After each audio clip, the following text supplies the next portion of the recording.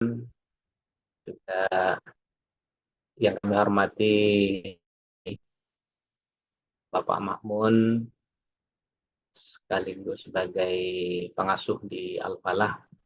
Kemudian di sini juga ikut bergabung guru-guru dan kepala sekolah dan satu binaan dari Pak dari Pak Yusuf ini sudah ikut bergabung, dan teman-teman ada Bu Lulu juga dari SMA Imayang, dan teman-teman dari SMA Al-Falah yang lain yang sudah ikut bergabung, juga kakak saya yang paling cakep ini dari Kepala SMP Al-Falah Silo yang sudah ikut bergabung.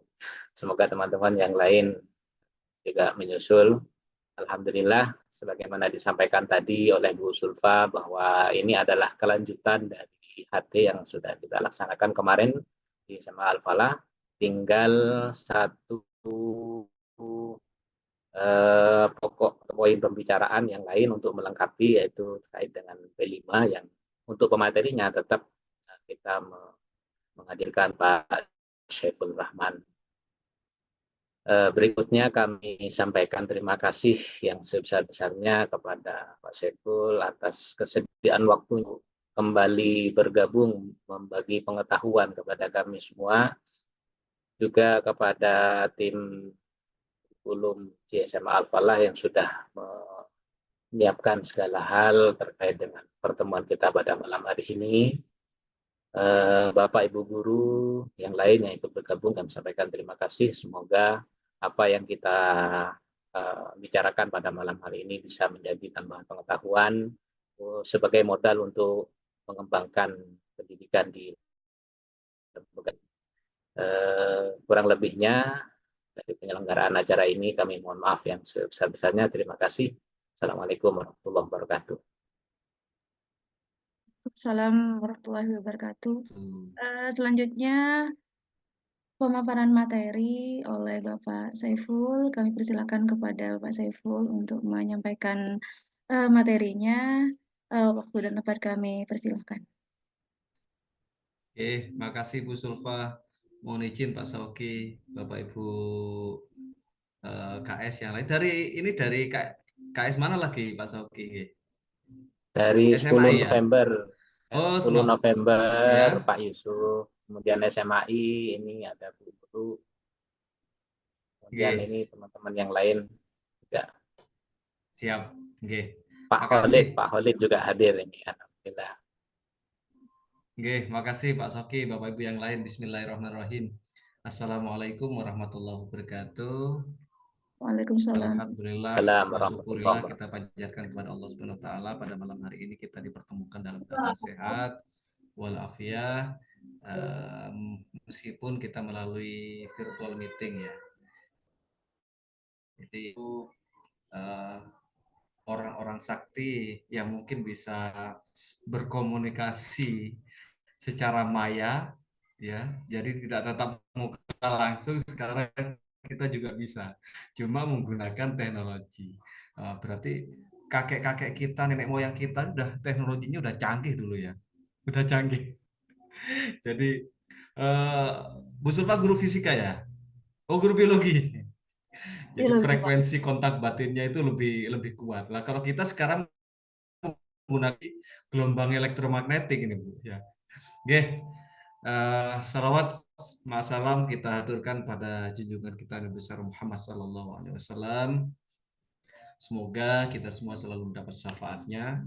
Alhamdulillah barusan disampaikan oleh Pak Sauki juga Bu Sulfa. Jadi ini adalah merupakan salah satu ikhtiar kita dalam belajar ya, dalam belajar dan berbagi. Jadi kita di sini duduk bareng menghadap di kamera ini sambil mendengarkan ini belajar. Jadi belajar bareng. Jadi tidak ada yang apa namanya kalau dalam bahasa matematika itu mutlak. Jadi yang ada itu adalah perubahan, dinamisasi. Saat ini mungkin kita udah mengenal kurikulum merdeka. Besok kita tahun depan kita juga akan mengenal apa seperti itu ya. Intinya apa Bapak Ibu? Kita harus siap beradaptasi ya. Jadi kita harus siap beradaptasi. Saya mengutip kutipan dari seorang filosof, orang yang bisa hebat itu adalah bukan orang yang kuat, tetapi orang yang hebat itu adalah orang yang bisa beradaptasi. Kalau Bu Sulfa biologi itu apa Bu? Hukum apa Bu ya? Darwin itu Bu. Iya Pak, hukum Darwin. Adaptasi Pak. Iya, hukum Darwin. Kemampuan adaptasi. Adaptasi, kita harus bisa beradaptasi. Ya, kita beradaptasi Bapak Ibu. Jadi perkembangan teknologi ya terus pastilah berkembang. Ilmu pengetahuan pasti berkembang. Nah, saat ini ya kita harus bisa beradaptasi dengan segala perubahan apapun itu perubahan ya kita beradaptasi. Nah, selama perubahan itu bisa membawa artinya punya tujuan yang baik ya bagi kita semua. Oke, malam ini bersama terkait dengan P5. Jadi proyek penguatan profil pelajar Pancasila ya. Mohon izin Bu Sulfa sudah bisa di ini. Oh, enggak Pak, Halo. saya coba share sebentar. Share screen ya Iya. diminta tolong dicobakan share screen terlebih dahulu. Bapak Ibu sebenarnya sudah panduan terkait dengan modul ajar, asesmen dan pembelajaran, proyek penguatan proyek penguatan profil pelajar Pancasila, terus kemudian kurikulum satuan pendidikan itu sebenarnya sudah disiapkan oleh pemerintah ya. Jadi tinggal kita sebenarnya mempelajari, membaca dan tentunya tidak cukup membaca untuk berdiskusi seperti itu. Nah, karena melalui diskusi itu kita nanti akan saling menemukan pemahaman, menyamakan persepsi, ya, gitu. Bisa Bu? Ya. Di dalam proyek penguatan profil pelajar Pancasila, nanti ada 5 topik yang nanti akan kita pelajari bersama. Jadi yang pertama nanti bagaimana kita menyiapkan ekosistem sekolah, kemudian kita nanti akan mendesain proyek penguatan profil pelajar Pancasila ini seperti apa desainnya, kemudian bagaimana kita mengelolanya, setelah kita mengelolanya bagaimana nanti kita mengolah asesmen dan menyampaikan sebuah laporan dari hasil proyek penguatan profil pelajar Pancasila itu sendiri. Kemudian yang pastinya terakhir itu kita akan melaksanakan evaluasi dan rencana tindak lanjut seperti itu. Dilanjut Bu di halaman yang ketiga. Oke. Oh, sudah tampil Pak, mohon izin bertanya. Oh sudah tampil. Oh, gitu. Ya. Oke. Ya Bu.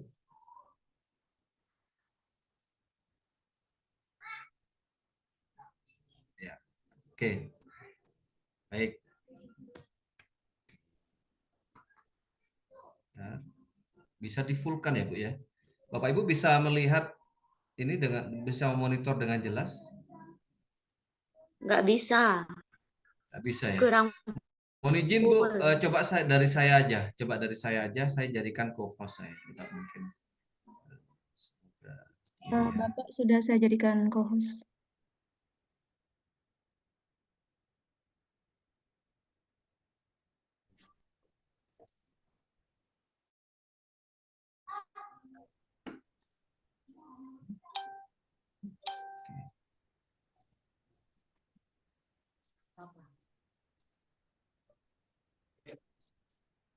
Jadi memang ada min plusnya ketika kita tatap maya seperti ini Bapak Bu ya.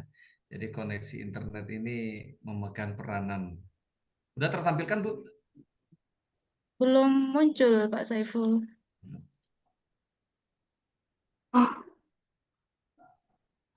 Sudah? Belum. Sudah. Sudah. Oke. Sudah ya. Ya. Oke. Baik. Jadi nanti kita akan belajar bersama.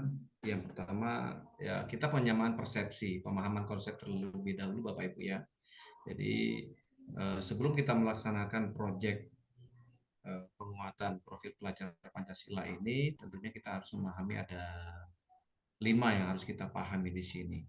Jadi ini alur pemahaman yang perlu kita pahami bersama. Yang pertama adalah menyiapkan ekosistem sekolah, kemudian bagaimana kita nanti mendesain P5-nya, mengelola P5, kemudian mengolah asesmen dan laporannya, serta yang terakhir adalah setelah kita melaksanakan kegiatan P5 itu, bagaimana kita menyusun sebuah evaluasi dan rencana tindak lanjut. Ya, Bapak Ibu, ketika kita menyiapkan ekosistem sekolah, apa saja komponen-komponen yang menjadi perhatian kita di sini? Yang pertama di sini Bapak Ibu. Jadi budaya satuan pendidikan seperti apa yang perlu kita siapkan di dalam kita melaksanakan P5 ini. Jadi ada 3, kita lihat di sini. Membangun budaya satuan pendidikan untuk mendukung penerapan proyek penguatan profil pelajar Pancasila. Jadi membangun budaya sekolah kita, bagaimana kita itu bisa mendukung penerapan P5 ini. Saya yakin semuanya sekolah, semua satuan pendidikan sekarang sudah artinya sudah membangun budaya bagaimana kita bisa nanti menerapkan P5 ini. Apa salah satu contohnya, Is? Kita mau nggak mau akan melaksanakan. Salah satunya malam ini kita belajar, itu sudah merupakan salah satu inisiasi, salah satu keinginan kita, salah satu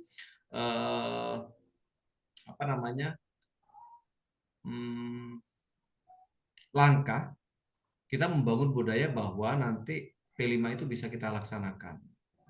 Yang kedua, ada pemahaman peran dari warga sekolah. Siapa saja? Lah di sini utamanya adalah peserta didik. Kemudian pastinya pendidik kita sebagai guru, kemudian lingkungan satuan pendidikan. Ya. Jadi peserta didik ini adalah merupakan subjek nanti yang akan menjadi sentral dalam P5, kemudian kita pendidik ini sebagai pendampingnya, fasilitatornya, perancangnya, kemudian lingkungan satuan pendidikan ini nanti adalah sumber daya yang bisa mendukung menjadi sumber belajar, baik itu sumber daya manusianya maupun sumber daya alam. Terus yang ketiga adalah terkait dengan ekosistem sekolah ini adalah bagaimana mendorong penguatan kapasitas pendidik di dalam proyek penguatan profil pelajar Pancasila. Artinya di sini adalah kompetensi kita sebagai pendidik ketika kita itu mendampingi proyek penguatan profil pelajar Pancasila di sini. Ya salah satunya kita malam ini. Jadi malam ini kita belajar, berbagi, menyamakan persepsi dalam merupakan salah satu bentuk mendorong kapasitas kita sebagai pendidik. Jadi pemahaman kita. Jadi ini adalah merupakan ekosistem sekolah yang wajib harus ada. Jadi niatan kita bagaimana kita menerapkan untuk mendukung P5, kemudian nanti kita akan memahami peran kita warga sekolah, peserta didik, pendidik, dan lingkungan satuan pendidikan. Kemudian yang ketiga pastinya harus ada motivasi pada diri kita sebagai pendidik untuk bisa meningkatkan kapasitas kita untuk memahami terkait dengan pelaksanaan ini. Oke. Terus kemudian langkah berikutnya adalah bagaimana kita nanti merencanakan P5. Jadi di dalam merencanakan P5 di sini namanya kita merencanakan berarti ada orangnya, ada subjek perencana. Jadi kepala sekolah pastinya. Nah, kepala sekolah nanti akan membentuk yang namanya tim pelaksana P5. Jadi kepala sekolah, kepala satuan pendidikan ini akan nanti membentuk tim pelaksana P5. Nanti akan dibuatkan sebuah SK sehingga SK itu include di dalam pembagian pembagian tugas bagi pendidik. Kemudian langkah berikutnya adalah mengidentifikasi. Jadi pada saat perencanaan P5 ini nanti tugasnya kepala sekolah yang dibantu oleh nanti ada koordinator, yang dibantu oleh tim pelaksana ini adalah mengidentifikasi tahapan kesiapan satuan pendidikan untuk bisa menjalankan P5. Kemudian langkah berikutnya adalah kita nanti akan menentukan dimensinya apa yang akan kita pilih. Ada dari 6 dimensi itu. Kemudian dari dimensi nanti akan kita breakdown menjadi tema-temanya yang sudah disiapkan. Kemudian alokasi waktunya, berapa CP, kemudian pengaturan waktunya, apakah nanti akan dibuat harian, apakah nanti akan dibuat mingguan, atau misalkan nanti akan kita atur pada akhir semester. Dan langkah yang keempat pastinya dalam merancang ini kita akan menyusun modul P5. Ini adalah langkah yang ketiga. Kemudian langkah yang keempat nanti kita akan melaksanakan. Jadi setelah kita merencanakan, kalau kita kemarin di perangkat di modul ajar ya, kalau sekarang adalah modul P5 kita udah siap, baru kita nanti pelaksanaannya. Bagaimana pelaksanaan ini bisa berjalan dengan lancar? Ya, bagaimana kita mengawali kegiatan proyeknya, bagaimana mengoptimalkan proses pelaksanaannya, dan bagaimana nanti kita mengevaluasi, mengasesmen, kemudian mengevaluasi dan melaksanakan rencana tindak lanjut dari pelaksanaan P5 ini sendiri. Kemudian yang kelima adalah mengolah asesmen. Jadi setelah melaksanakan nanti mengolah asesmen dan laporannya. Itu dan diakhiri nanti di langkah yang ke-6, ini nanti akan kita mengevaluasi. Jadi kepala sekolah yang nanti akan dibantu oleh koordinator dan tim pelaksana nanti akan melaksanakan evaluasi dari pelaksanaan P5 itu. Apa yang sudah baik, apa yang sudah diperbaiki, apa yang perlu kita perbaiki, yang sudah menjadi poin-poin yang perlu kita tingkatkan. Nah, jadi evaluasi ini nanti akan menyeluruh.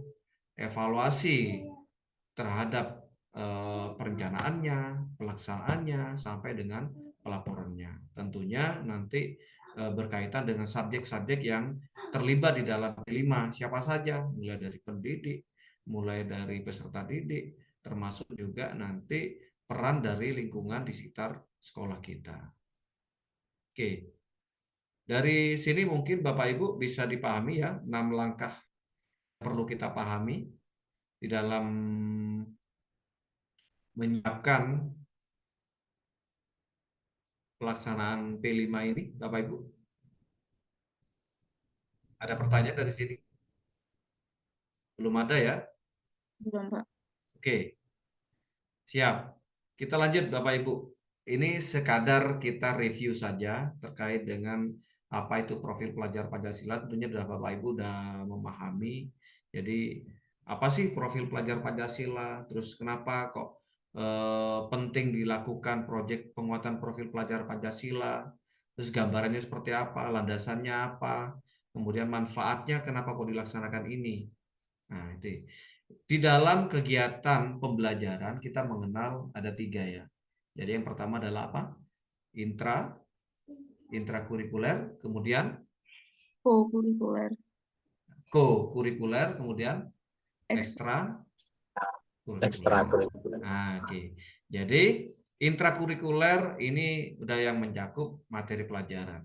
Jadi materi pelajaran yang sudah memang terstruktur dalam struktur kurikulum itu. Kemudian ekstrakurikuler ada ekstra wajib, yaitu salah satunya pramuka. Lah, P5 ini masuk di mana? P5 ini masuk di co-kurikuler. Jadi P5 ini masuk co-kurikuler. Nah, ini adalah merupakan dimensi-dimensi dari profil pelajar Pancasila, Bapak Ibu. Jadi review saja ya. Jadi mulai dari beriman, bertakwa pada Tuhan Yang Maha Esa, berakhlak mulia sampai dengan mandiri. Jadi ada 6. Nah, nanti kita akan pada saat kita merencanakan P5 ini nanti akan kita memilih dimensi mana yang akan kita menjadi poin di dalam pelaksanaan P5. Tidak semuanya harus kita pilih 6 dimensi ini langsung kita pilih, tidak. Jadi nanti akan kita pilih 1 atau 2 seperti itu. Tergantung nanti kita setelah diidentifikasi itu termasuk yang mana. Apakah masih awal? Nah, seperti itu. Kalau misalkan masih awal ya boleh nanti kita pilih 1. Seperti itu. Tergantung dari kesiapan kita satuan pendidikan. Oke. Sekadar mengingat Bapak Ibu. Jadi ini adalah merupakan elemen-elemen dari masing-masing dimensi Bapak Ibu. Jadi masing-masing dimensi profil pelajar Pancasila itu terbreakdown lagi menjadi elemen-elemennya. Elemen-elemen ini nanti terbreakdown lagi menjadi sub-elemen. Misalkan nih, beriman dimensi, beriman bertakwa kepada Tuhan Yang Maha Esa dan berakhlak mulia. Apa saja elemennya? Berakhlak, akhlak beragama, akhlak pribadi, akhlak kepada manusia, akhlak kepada alam, akhlak kepada negara. Contoh kreatif. Apa sih kreatif itu? Nah, di sini akan muncul gagasan yang original, karya yang original, keluasan secara berpikir kritis. Kemudian bergotong royong. Apa sih elemen dalam bergotong royong? Ada kolaborasi, ada kepedulian, ada berbagi. Nah, ini nanti akan menjadi bahan, bahan pada saat kita akan menyusun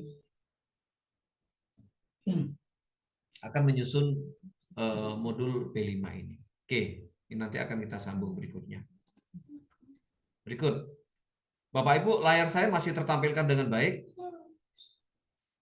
Masih Pak. Siap. Oke. Jadi ini adalah gambaran pencapaian P5 Bapak Ibu di satuan pendidikan kita. Jadi barusan sudah kita singgung bahwa profil pelajar Pancasila ini meliputi karakter. Jadi karakter dan kemampuan yang dibangun dalam keseharian dan dihidupkan dalam diri setiap individu peserta didik melalui budaya satuan pendidikan. Jadi nantinya akan menjadi budaya di dalam satuan pendidikan. Jadi bagaimana kita nanti pada saat ini misalkan berkebinekaan global, bergotong royong, kreatif, bernalar kritis, mandiri, beriman dan seterusnya. Ini nanti akan menjadi budaya. Jadi menjadi budaya di satuan pendidikan, bukan hanya dalam tanda kutip peserta didiknya saja yang memiliki karakter itu, tetapi kita semua, kita kita sebagai guru, kita sebagai pendidik, sekolah yang harus bisa memfasilitasi ekosistemnya itu dan seterusnya, ya. Jadi ini yang barusan sudah kita sampaikan. Jadi pembelajaran itu ada 3 ya, intrakurikuler, kokurikuler dan kokurikuler yang berupa P5, kemudian ekstrakurikuler yang itu minimal adalah kegiatan pramuka. Lah, uniknya Bapak Ibu, ini sebenarnya ada latar belakang. Jadi kenapa kok ada P5 sih? Nah, P5 ini salah satu latar belakangnya adalah mungkin pemerintah itu melihat kok bagus ya kegiatan pramuka yang dihasilkan juga bagus seperti itu. Maka modul kegiatan pramuka ini dapat diadaptasi dan digunakan sebagai kegiatan proyek penguatan profil pelajar Pancasila, Bapak Ibu. Oke, jadi ini adalah ketika kita pecah menjadi beberapa kegiatan pembelajaran dan budaya satuan pendidikan nantinya. Oke, kita lanjut saja. Nah, ini yang terpenting Bapak Ibu. Jadi, prinsip di dalam proyek penguatan profil pelajar Pancasila. Jadi ada 4 di dalam P5 ini. Yang pertama adalah pembelajarannya secara holistik. Jadi menyeluruh. Menyeluruh artinya apa? 1, melibatkan seluruh warga sekolah. Melibatkan seluruh warga sekolah, sumber daya manusia, termasuk juga sumber daya alam. Eksplorasi dari lingkungan sekitar satuan pendidikan kita. Jadi pembelajarannya adalah pembelajaran secara menyeluruh, holistik, ya. Artinya melibatkan sumber daya manusia yang ada di satuan pendidikan itu, baik itu sumber daya secara langsung yang ada di sekolah maupun yang ada di luar sekolah, lingkungan sekitar kita, masyarakat, orang tua, dunia usaha, stakeholder yang ada di sekolah kita. Ya, ini nanti akan kita libatkan. Jadi bagaimana kita satuan pendidikan itu bisa melibatkan keseluruhan sumber daya manusia maupun sumber daya alam yang ada di lingkungan sekitar kita. Kemudian yang kedua adalah kontekstual. Kontekstual artinya apa? Proyek penguatan profil pelajar Pancasila, nanti kita akan melihat apa sih yang menjadi keunikan atau yang menjadi isu trending atau yang menjadi kebutuhan, kepentingan peserta didik kita, termasuk masyarakat, lingkungan masyarakat di sekitar sekolah kita. Jadi kontekstual, anak-anak nanti akan belajar secara kontekstual. Kita misalkan kita berada di daerah pegunungan, mohon maaf misalkan, ya berarti nanti kita yang menjadi sumber belajar kita atau yang menjadi bahan pembelajaran dalam proyek penguatan profil pelajar Pancasila, ya kita tidak jauh-jauh dari sumber daya alam yang ada di sekitar kita. Lain halnya misalkan misal kita di daerah pegunungan. Nah, tapi nanti proyeknya misalkan, proyeknya kita akan mengambil tema yang itu tidak ada ya atau misalkan tidak berkaitan dengan tempat kita berada di satuan pendidikan kita. Kita berada di daerah pegunungan. Nah, tapi mungkin kita akan mengambil tema misalkan yang berkaitan, topik yang berkaitan dengan mengolah limbah pabrik di daerah Surabaya. Ini kan jauh. Ya. Jadi kita sesuaikan apa yang ada di lingkungan sekitar kita, kontekstual yang berhubungan dengan kehidupan peserta didik kita. Sehingga akan bermakna seperti itu Bapak Ibu. Bermakna dan berfungsi guna, bermanfaat juga. Termasuk juga nanti mereka punya engagement, punya antusias karena berhubungan dengan apa yang ada di lingkungan sekitar mereka. Yang kedua adalah eksploratif, yang ketiga adalah eksploratif. Jadi bagaimana nanti kita di dalam proyek penguatan profil pelajar Pancasila ini kita berusaha untuk memantik peserta didik kita untuk mengeksplorasi terhadap apa yang ada di lingkungan sekitar kita. Jadi bagaimana kita mengajak mereka untuk bisa berempati terhadap mungkin permasalahan-permasalahan yang ada di lingkungan sekitar kita. Semisal di mohon izin, misalkan di Al-Falah Pak Sauki, kalau kita melihat permasalahan atau potensi apa yang dapat kita eksplorasi kepada anak-anak? Atau Bu Sulfa? Kopi, Pak. Lagi musim kopi, Pak. Kopi. Nah, semisal kopi. Kita ambil itu objeknya kopi. Bu Sulfa menyampaikan kopi. Apa yang terbersit di dalam pikirannya dalam pikirannya Bu Sulfa? Anak-anak mungkin harus dibekali bagaimana mengolah kopi.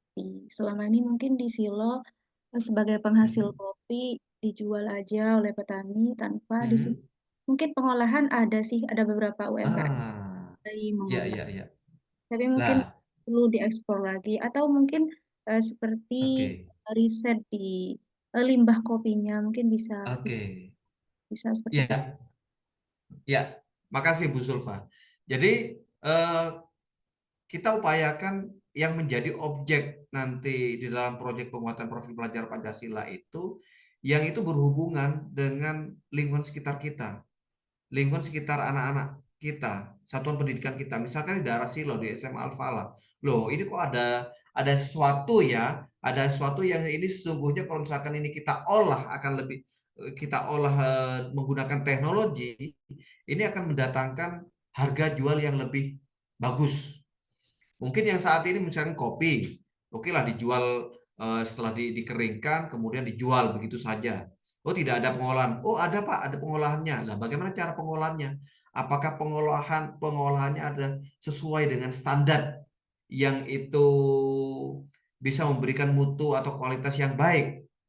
Oh ya sekedar diolah saja Pak, nanti kemudian dibungkus kemudian dijual. Nah beda ketika kita misalkan punya kopi kemudian diolah dengan olahan yang menggunakan teknologi, kemudian packingnya juga menggunakan teknologi, termasuk juga limbahnya. Misalkan limbah di sana itu limbah berupa kulit ya Bu ya.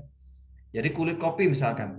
Nah kulit kopi ini sementara ini dibuang sama masyarakat. Nah bagaimana misalkan kulit kopi ini tidak menjadi limbah, tetapi menjadi sesuatu yang bisa menjadi nilai jual. Nah, ini nanti bisa akan kita angkat menjadi topik di dalam proyek penguatan profil pelajar Pancasila. Jadi kita mengeksplorasi apa yang ada di lingkungan sekitar kita, Bapak Ibu. Jadi sumber daya alam maupun sumber daya manusianya. Atau misalkan itu kalau berhubungan dengan sumber daya alam ya.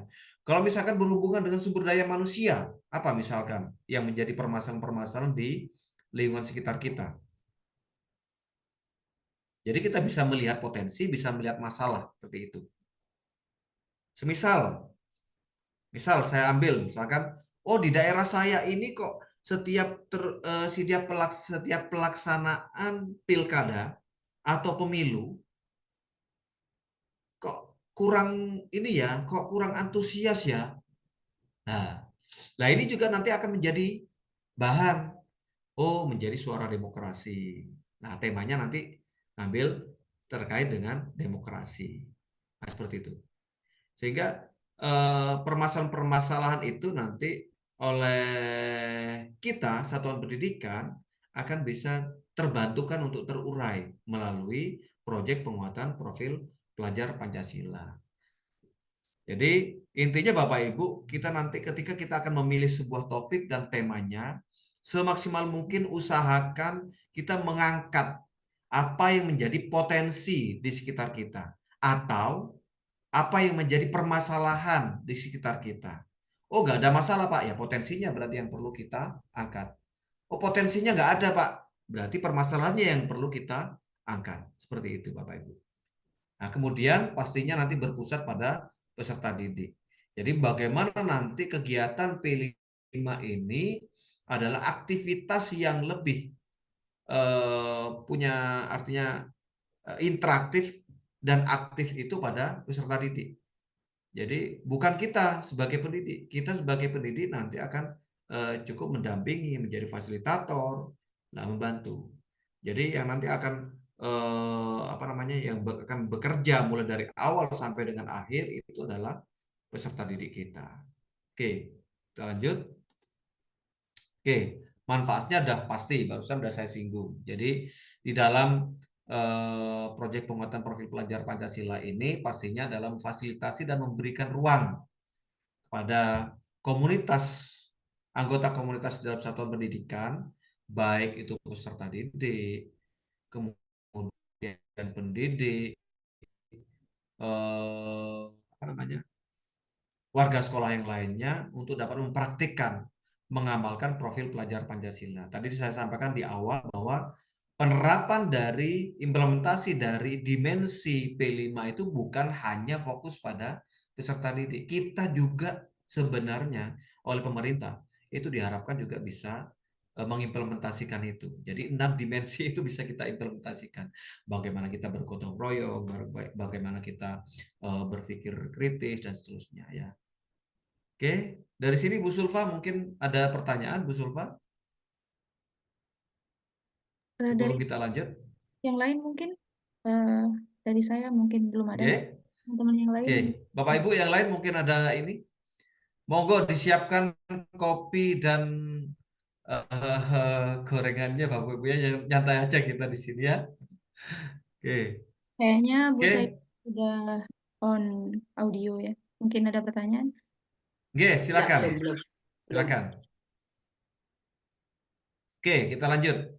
Jadi manfaatnya apa? Ini barusan sudah kita sampaikan. Jadi untuk satuan pendidikan.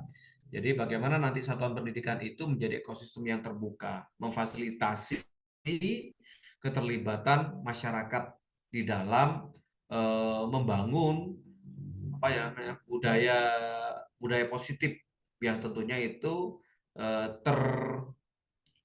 terimplementasikan melalui 6 dimensi profil pelajar Pancasila.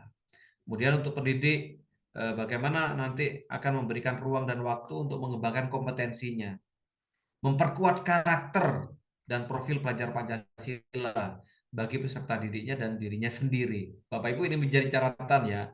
Jadi bagi peserta didik dan dirinya sendiri. Jadi profil pelajar Pancasila itu bukan hanya diarahkan, sekali lagi, bukan hanya diarahkan kepada peserta didik, tapi kita juga sebenarnya secara tidak langsung itu bagaimana sih kita bisa menerapkannya dalam kehidupan sehari-hari, khususnya nanti di lingkungan sekolah seperti itu. Oke, berikutnya untuk peserta didik pastinya di sini mereka diharapkan dapat mengembangkan kompetensinya dan memperkuat karakternya. Kemudian kita memfasilitasi, mengasah inisiasi dan partisipasi untuk merencanakan pembelajaran secara aktif dan berkelanjutan. Jadi peserta didik bukan hanya subjek pasif saja, tetapi melalui P5 ini nanti kita harapkan mereka akan menjadi subjek yang aktif. Makanya dari sana itu pada prinsipnya, prinsip P5 itu berpusat pada peserta didik. Berikutnya adalah mengembangkan keterampilan dan sikap, melatih kemampuan pemecahan masalah, kemudian bagaimana mereka itu dilatih untuk bisa memiliki tanggung jawab dan kepedulian terhadap lingkungan. Nah, mengasah daya belajar dan kepemimpinan dan seterusnya. Misalkan mengasah daya belajar dan kepemimpinan nanti melalui tema demokrasi, kemudian memperlihatkan tanggung jawab dan kepedulian terhadap isu di lingkungan. Ini nanti juga. Jadi anak didik kita tidak hanya serta-merta mereka hanya belajar mata pelajaran. Tapi bagaimana mereka itu kita aja juga peka terhadap permasalahan-permasalahan yang ada di lingkungan sekitar kita atau terhadap potensi-potensi yang ada di lingkungan sekitar kita. Mohon maaf, terkadang ada peserta didik kita pinter Bapak Ibu secara kognitif pengetahuannya. Tapi ketika mereka terjun di masyarakat, ya mereka hanya menguasai kognitif saja. Mereka tidak bisa artinya bagaimana ya saya bisa mengembangkan potensi-potensi yang ada di daerah saya ya. Oh, di daerah saya ini kok sumber daya alamnya kok bagus. Kalau di Silo itu terkenal apa, saya terkenal apa ya itu Bu yang di kayak tikar itu Bu, apa itu Bu? Yang dibuat dari bambu itu? Kre itu Pak, kre bambu. Kre bambu. Kre. Iya, betul ada kre bambu di sana ya Bu ya. Iya betul Pak. Jadi mungkin itu kan potensi kan sebenarnya. Tapi ketika itu potensi dibiarkan begitu saja ya udah dijual, kalau bahasa Maduranya jual paju dah. Ya kayak gitu. Ya harganya kayak gitu gitu. Nah, tapi ketika itu sudah ada polesan-polesan teknologi, ya bisa saja nanti itu mungkin ya kita nggak tahu juga kan. Bisa saja nanti kita ekspor itu. Karena mungkin dari sisi kualitasnya udah oke.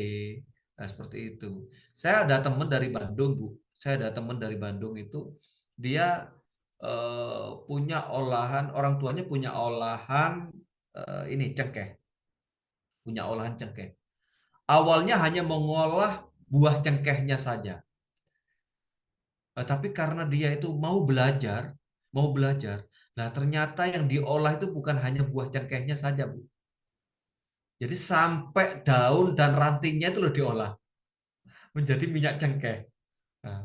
Nah, ini anak kita juga misalkan di daerah Silom. Lah, kok kulit kopi ini kok dibuang ya? Nah, bagaimana ini menjadi sebuah nilai produksi? Entah itu nanti akan menjadikan minuman fermentasi. Lah, ini nanti tugasnya Bu Sulfa ini. Nah, Bu Sulfa kan punya rencana nih mau ngundang dari teman-teman UNED. Nah, ya berikan saja mereka itu tantangan. Nah, nanti mereka akan menjadi pemateri eksternal. Ya, oh kita sebatas nanti mendampingi, memfasilitasi seperti itu. Oke, nah, kita lanjut. Oke, yang kedua tadi udah menyiapkan ekosistem satuan pendidikan sudah. Ini Bapak Ibu. Nah, yang terpenting di sini Bapak Ibu ya. Jadi ketika kita membangun budaya satuan pendidikan untuk mendukung penerapan P5, ada 3 sikap yang harus menjadi poin kunci pada diri kita sebagai pendidik, sebagai di sini Pak Sauki sebagai kepala sekolahnya, ya. Satu apa? Berpikiran terbuka, open mind. Jadi open mindset kita. Jadi kita jangan hanya fixed mindset.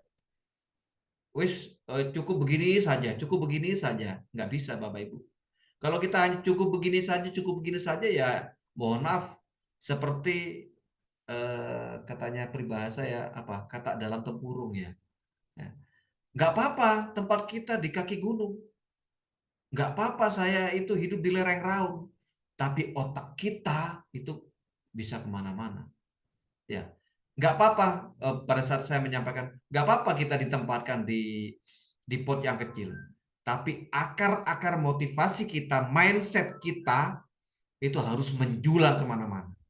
Sehingga meskipun kita diletakkan di pot yang kecil, tetapi pohon itu akan menjadi tumbuh kembang yang besar. Karena apa? Karena akarnya. Apalagi sekarang udah open, Bapak Ibu pengen apa saja udah tinggal buka gadget. Sekarang ini tinggal motivasi. Tidak ada perbedaan antara kota dan desa. Tidak ada perbedaan antara di daerah gunung dan daerah pesisir. Tidak ada perbedaan di daerah gunung dan daerah kota. Gak ada Bapak Ibu. Yang ada perbedaannya itu adalahnya motivasi pada diri kita. Mindset kita, pola pikir kita. Ya, kita hidup mungkin di lereng raung. Tetapi jangan kita terkotakkan Bapak Ibu. Kita sebagai guru, ini mungkin kita berbicara sebagai guru dulu ya. Sebelum pada peserta didik. Kita sebagai guru jangan terkotakkan kita di lereng raung Bapak Ibu.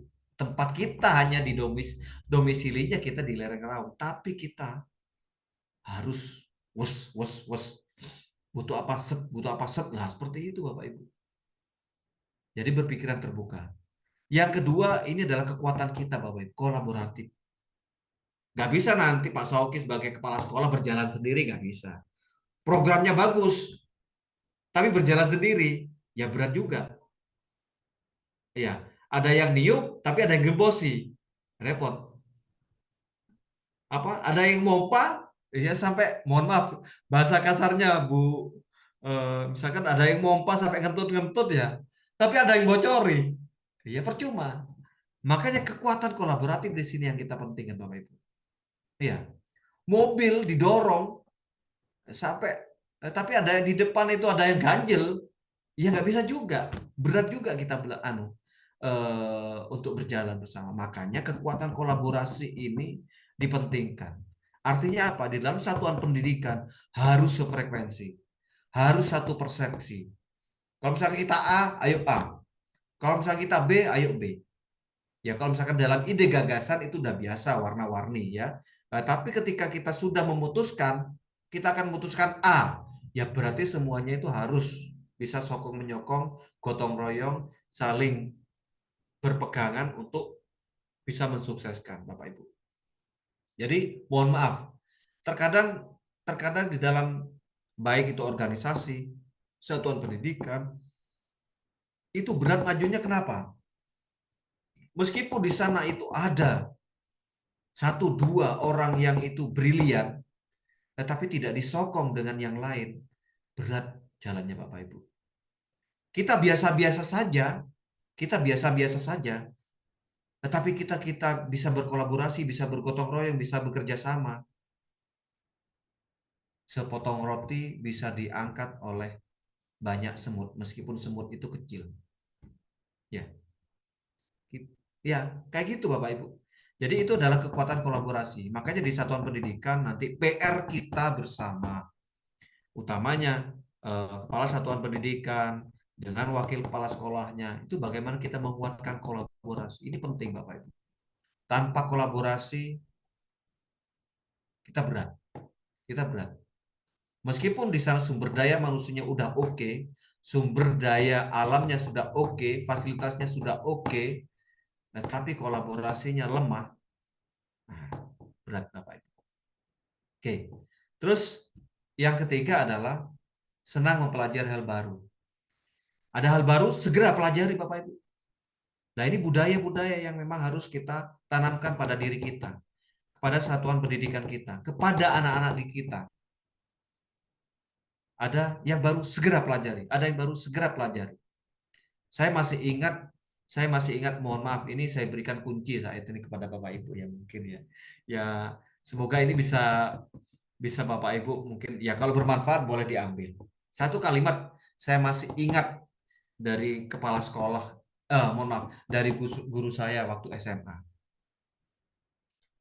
Kalau Anda ingin menjadi raja di kelas, kuasai kelas itu. Saya berpikir gimana sih Bapak Ibu? Saya baru sadar dan merasakan sekarang ini Bapak Ibu. Ya, siapa yang merajai informasi? Siapa yang menguasai informasi? Siapa yang menguasai hal baru? Maka dia raja.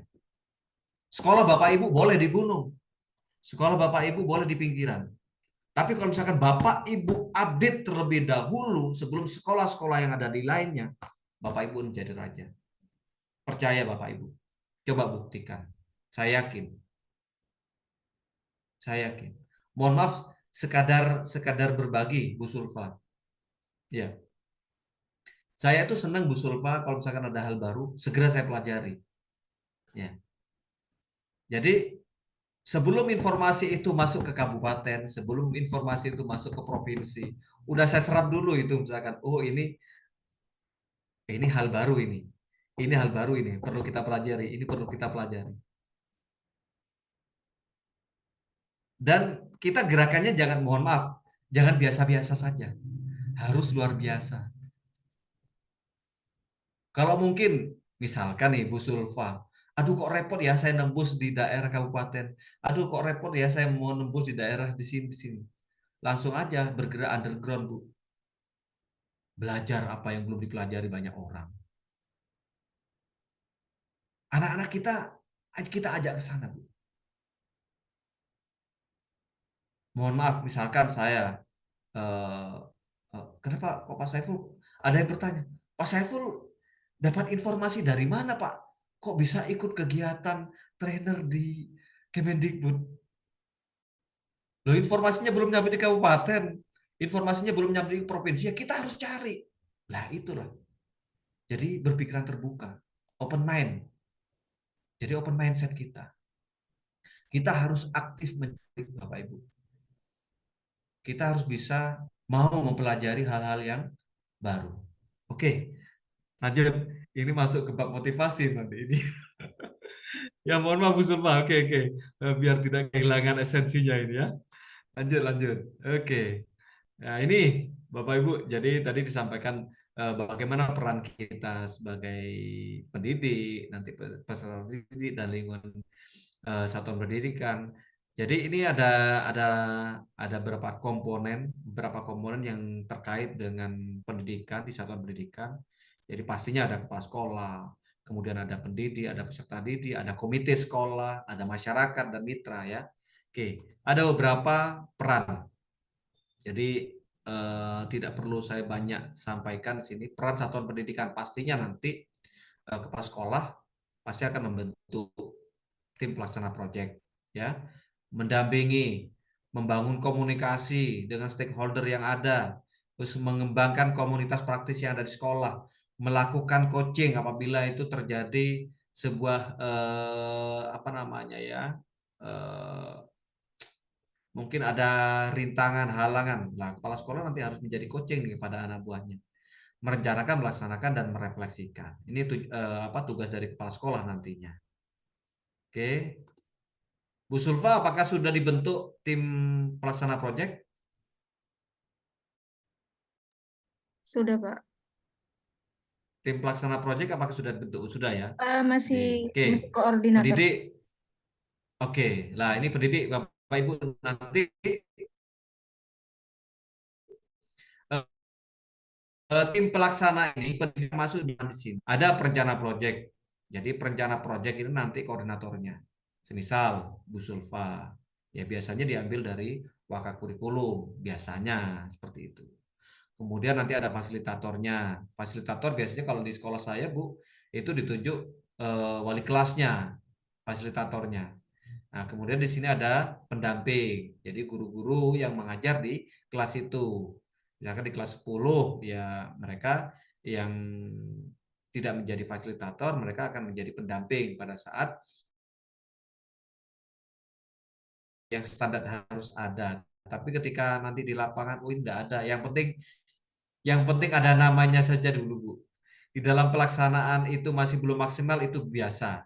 Ya, nah kan nanti dalam kita akan mengevaluasi. Ada supervisor dan konsultan. Nah, supervisor di sini adalah mengawasi, mengarahkan peserta didik di dalam pencapaian sebuah proyek yang kita lakukan. Kemudian nanti ada moderator. Ini, tapi pada umumnya tim pelaksana itu hanya ada 3. Jadi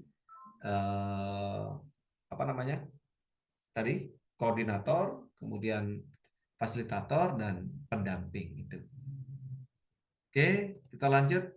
Ini peserta didik juga ya pastinya mereka sebagai subjek pelaksana nanti di dalam P5 Dinas Pendidikan. Sudah dilanjut.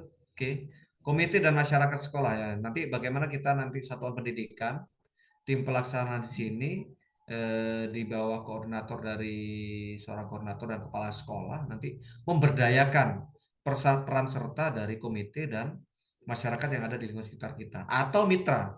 Bu Sulfa menyampaikan kita akan bermitra dengan misalkan nih UNED apa Bu, lembaga pengabdian masyarakat ya. Nah, lembaga pengabdian masyarakat buat aja MOU. MOU-nya itu menjadi dokumen kita, nanti menjadi bahan akreditasi. Nah, kemudian di dalam pelaksanaannya, masukkan saja mereka di dalam P5. Nah, nanti menjadi konsultannya kita di dalam pelaksanaan P5 itu. Seperti itu.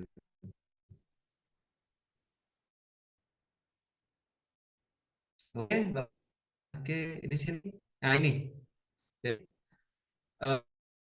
Untuk mendorong penguatan kapasitas ya, pengetahuan kita, pemahaman kita.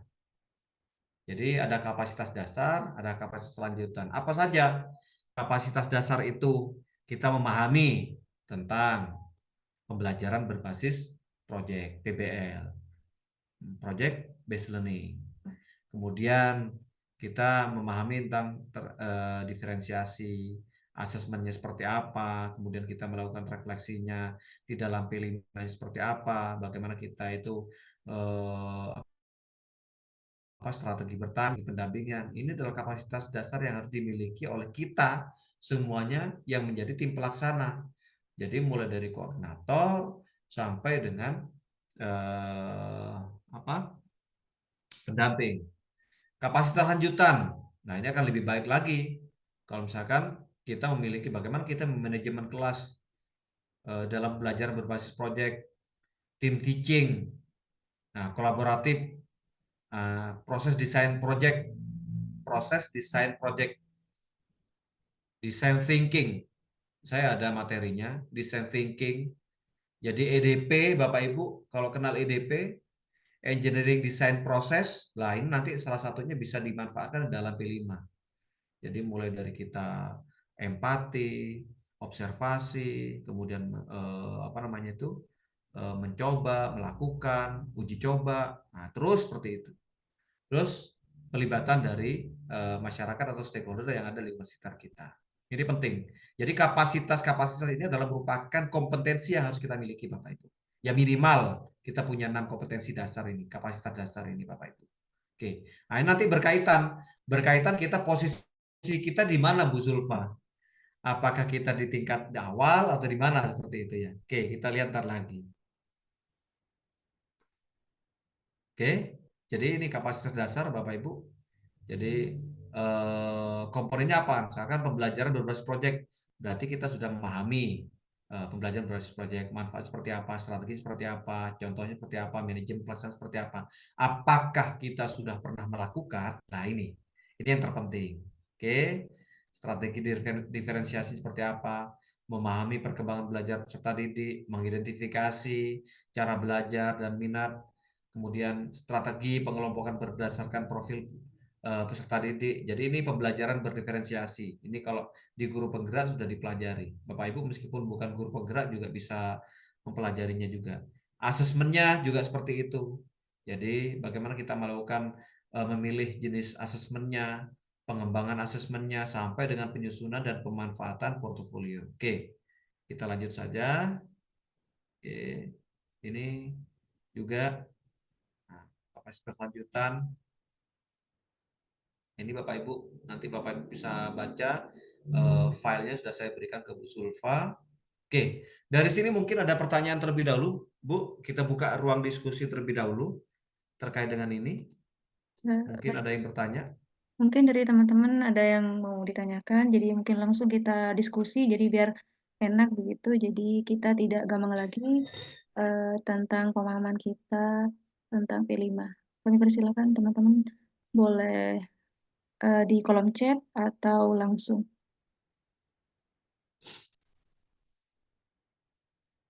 Oke, Bu Sulfa mohon izin, apakah di Sekolah Alfal pernah melaksanakan sebuah pembelajaran yang berbasis proyek? Pernah, Pak. Mungkin ini Pernah. Bu Fatim bisa membantu menjawab kemarin. Gimana? Bu Fatim mungkin bisa menjelaskan, membantu menjelaskan. Oh, Kemarin, gimana? iya, Monggo, Fatim.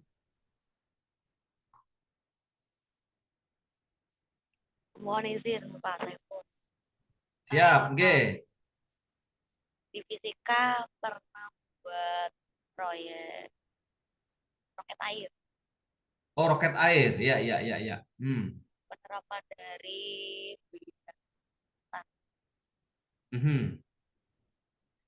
Jadi proyeknya roket air ya.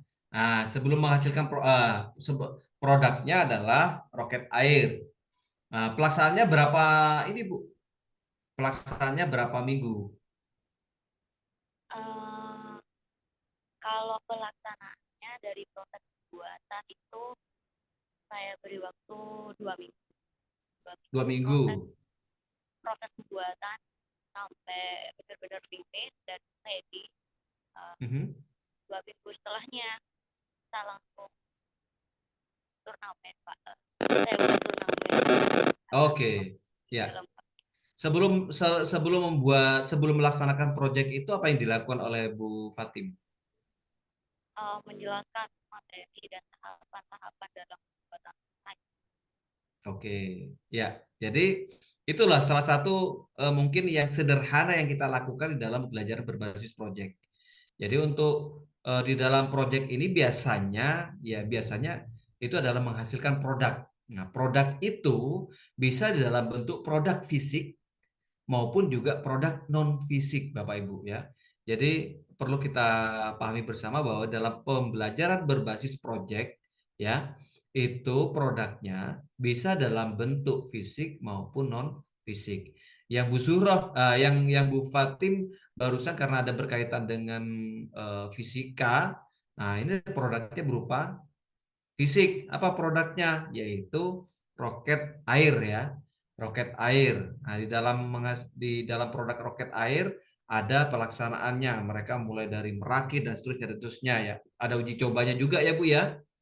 Nah, ada uji coba ketika dilakukan uji coba ya ada kegagalan, ada yang pas berhasil. Di sinilah uniknya Bapak Ibu ketika itu melaksanakan pembelajaran berbasis proyek. Mereka ketika melakukan misalkan merakit nih, udah dirakit selesai, kemudian dicoba, lah kok tidak sesuai dengan ekspektasi. Lah kenapa ya? Nah, anak sudah berpikir, kenapa ini kok nggak bisa sesuai dengan ini, padahal ini dan terusnya udah sesuai.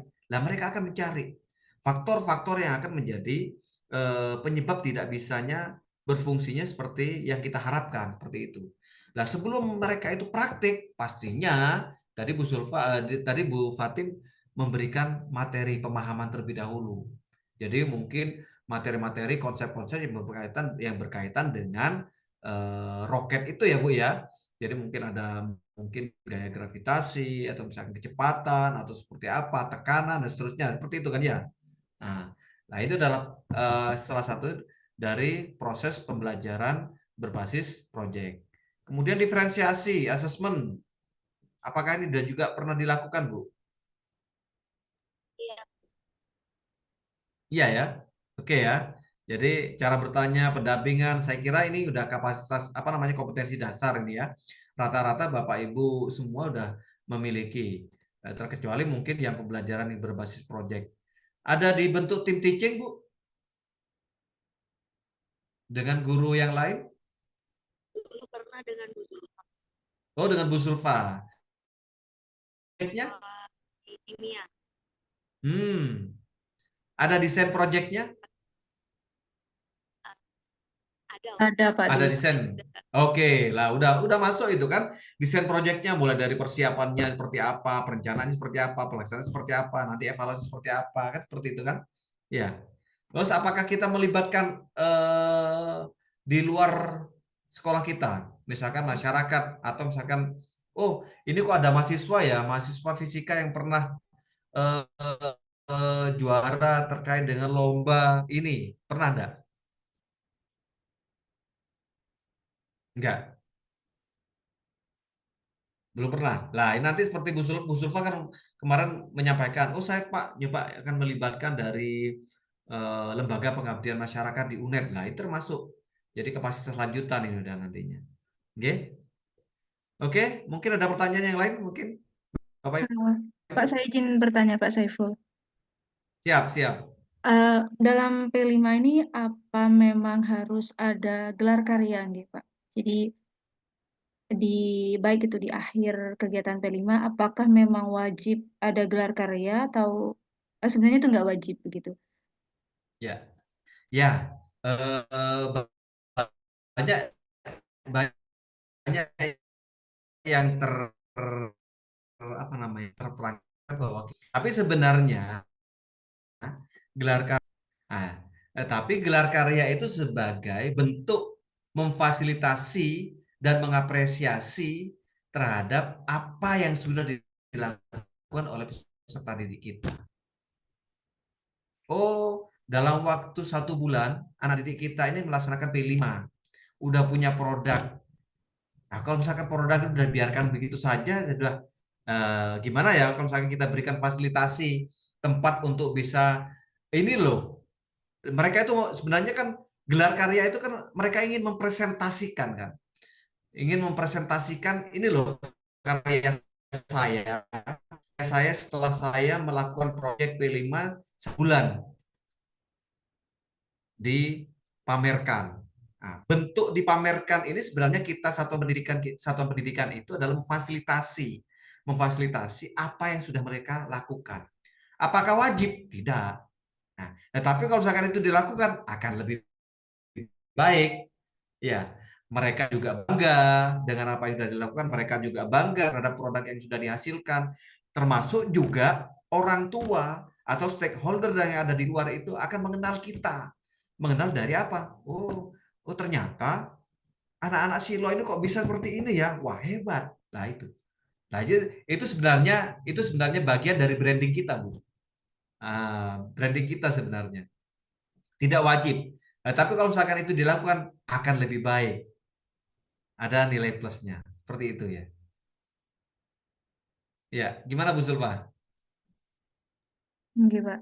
Cuma ada beberapa kalau mengingat penjelasan di awal tadi itu kan salah satu tujuan dari P5 itu pembentukan karakter dan menjadi budaya untuk siswa dan untuk kita. Betul. Nah, dan itu ada beberapa misalnya di Al-Falah sendiri. Angka kesadaran santri terhadap kepedulian lingkungan, kebersihan lingkungan itu mungkin salah satu sampel aja itu mungkin masih sangat sangat rendah begitu. Jadi angka kepedulian itu. Nah, ini untuk mengkolaborasikan antara pihak sekolah, lingkungan sekolah itu mungkin perlu banyak belajar kembali sehingga itu mungkin pertanyaan saya bagaimana membangun sebuah kolaborasi yang enak antara pihak sekolah dan semua lingkungan yang ada terutama di Pondok Pesantren Al-Falah sehingga ini menjadi bagian yang harus dilakukan begitu suatu kewajiban kita bersama sehingga santri terutama dan kita juga sebagai pengelola sekolah punya kesadaran bersama bahwa ini juga bagian dari pengelolaan pendidikan yang mungkin butuh trik atau bagaimana bukan menyiasati, langkah yang baik bagaimana membangun kolaborasi yang enak, mungkin seperti itu, Pak. Itu pertanyaan saya. Ya, oke. Makanya di awal tadi untuk di dalam proyek P5 ini kita berusaha melibatkan sumber daya yang ada di lingkungan sekitar kita. Sumber daya manusia. Sumber daya manusia itu siapa saja selain di dalam satuan pendidikan kita, yang di luar satuan pendidikan kita, siapa saja? Masyarakat. Atau misalkan kita berada di dalam pesantren, pastinya dari pihak yayasan, dari pihak pesantren juga akan kita libatkan. Paling tidak mereka itu mengetahui informasi bahwa kita melakukan proyek ini loh, tujuannya ini, nanti kayak gini. Nah, tadi Bu Sulfa disampaikan, apakah hanya kita sekali saja gelar karya? Gelar karya itu kan hanya menunjukkan saja. Yang terpenting itu adalah nanti akan menjadi budaya, menjadi karakter keseharian kita.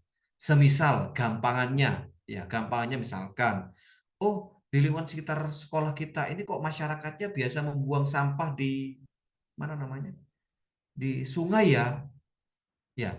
Terus kemudian peserta didik, loh kok di sekolah saya ini kok banyak sampah yang berserakan ya? Oh, di sekolah saya ini kok kelihatan gersang ya? Nah, ini kan menjadi apa sebenarnya? Menjadi potensi. Meskipun itu berangkatnya dari masalah. Nah, bagaimana sebenarnya apa namanya?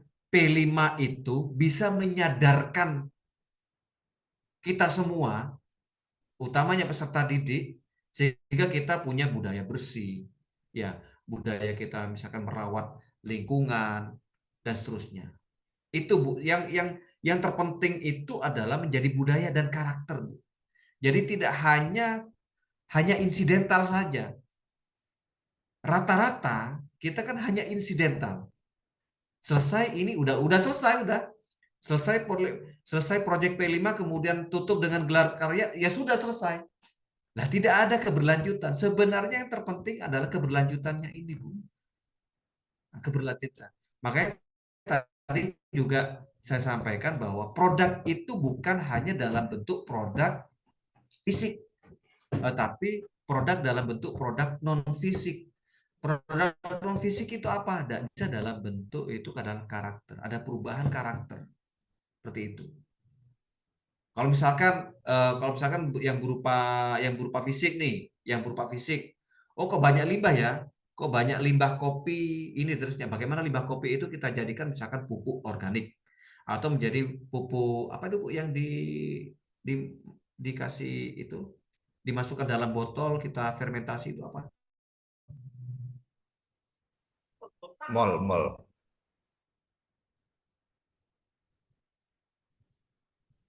Cair gitu, Pak. Yang bisa pupuk cair ya. Ya, yang menjadi pupuk cair itu Pak, itu dalam bentuk fisik. Ya, lah yang dalam bentuk non fisik apa? Ya mereka punya karakter. Bagaimana kita bisa memanfaatkan sesuatu yang itu mungkin sudah terbuang menjadi hal-hal yang bermanfaat. Atau bisa juga mungkin, aduh, kok sekolah saya ini kok banyak limbah plastik ya, atau misalkan limbah daun ya. Bagaimana plastik ini tidak menjadi sampah, tetapi justru akan menjadi sumber daya alam yang punya nilai jual. Seperti itu.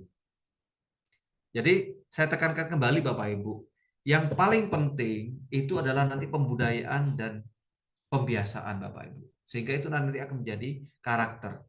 Bukan hanya nanti di sekolah, ketika mereka peserta didik lepas dari sekolah kita, mereka akan terus-menerus membiasakan hal-hal yang sudah kita tanamkan melalui proyek penguatan profil pelajar Pancasila.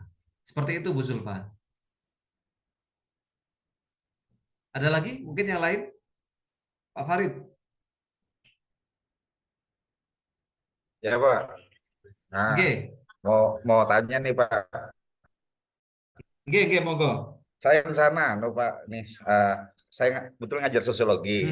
Jadi salah satu proyek yang akan saya rancang itu adalah misalkan siswa itu punya apa ya keterampilan dan penelitian itu Pak. Jadi membuat rancangan penelitian sampai kepada penelitian, observasi seperti itu kira-kira Pak. Sampai pada akhirnya adalah melaporkan hasil penelitian. Apa itu termasuk proyek juga Pak? Ya, itu bagian dari sistematikanya Pak. Jadi alurnya nanti. Pasti dalam proyek itu nanti salah satu alur yang kita lakukan seperti itu. Misalkan kita berangkatnya dari empati. Lingkungan sekitar kita. Oh, seperti ini ya, ada rasa empati. Bagaimana kita apa namanya itu memantik peserta didik kita itu bisa empati terhadap lingkungan sekitar kita. Potensi yang ada di lingkungan sekitar kita. Setelah itu mereka akan berproses berpikir, loh, kalau misalkan barang ini dibiarkan eman, nah ini bisa akan menjadi apa ya? Mereka berpikir terus seperti itu, sehingga proses itu namanya EDP, Engineering Design Process, Pak. Jadi ya, siapa? ya, nah seperti itu. Alur berpikir secara ilmiah nanti juga akan muncul di sana, Pak. Makanya kita sebagai guru nanti untuk mendampingi peserta didik, bagaimana mereka itu mulai berkolaborasi, mulai bisa mengamati, mengobservasi, kemudian mereka itu berpikir kritis, memecahkan sebuah permasalahan. Di sana nanti akan muncul di P5 ini, Bapak. Seperti itu. Nah, ketika itu pembiasaan terus kita lakukan, harapannya itu nanti akan menjadi karakter. Itu sih sebenarnya. Jadi poin pentingnya nanti ini pada jangka panjangnya, bukan hanya insidental selesai. Mohon maaf, setelah kita evaluasi dan banyak kita melihat, itu kan kita melaksanakan P5, ya pelaksanaan P5 selesai, gelar karya sudah selesai. Tetapi pembiasaan itu tidak melekat dan tidak dilakukan gitu Pak. Nah ini eman. Nah harapannya sebenarnya selesai ini udah kita langsung. Nah kalau misalkan itu masih loh kok kurang ya, bisa tema itu bisa kita lanjutkan pada semester 2-nya atau pada di jenjang berikutnya. Kalau misalkan ini udah oke, ya baru kita masuk pada tema yang lain. Apalagi sih yang bisa menjadi objek yang bisa kita angkat menjadikan P5 ini seperti itu Pak. Pasti itu Pak. Jadi proses ilmiah itu nanti akan kita lakukan ketika di P5. Ada lagi mungkin Bapak Ibu? Bagaimana Pak Farid? Siap Pak, masuk Pak, masuk. Siap. Oke. Kita lanjut terlebih dahulu Bapak Ibu ya. Nah, ini adalah alur ketika kita merencanakan P5 Bapak Ibu. Tadi udah sedikit kita singgung. Jadi nanti satuan pendidikan melalui kepala sekolah, melalui kepala satuan pendidikan membentuk tim P5, kemudian mengidentifikasi tahapan kesiapan satuan pendidikan, menentukan dimensinya apa nanti akan kita pilih dari 6 dimensi itu, kemudian temanya itu apa, dan alokasi waktunya seperti apa ya. Jadi tidak semua nanti dimensi kita pilih atau misalkan kita memilih berapa tema, tidak. Jadi kita tentukan sesuai dengan apa yang menjadi urgen di daerah sekitar kita. Apa yang menjadi urgen yang akan kita angkat itu menjadi masalah.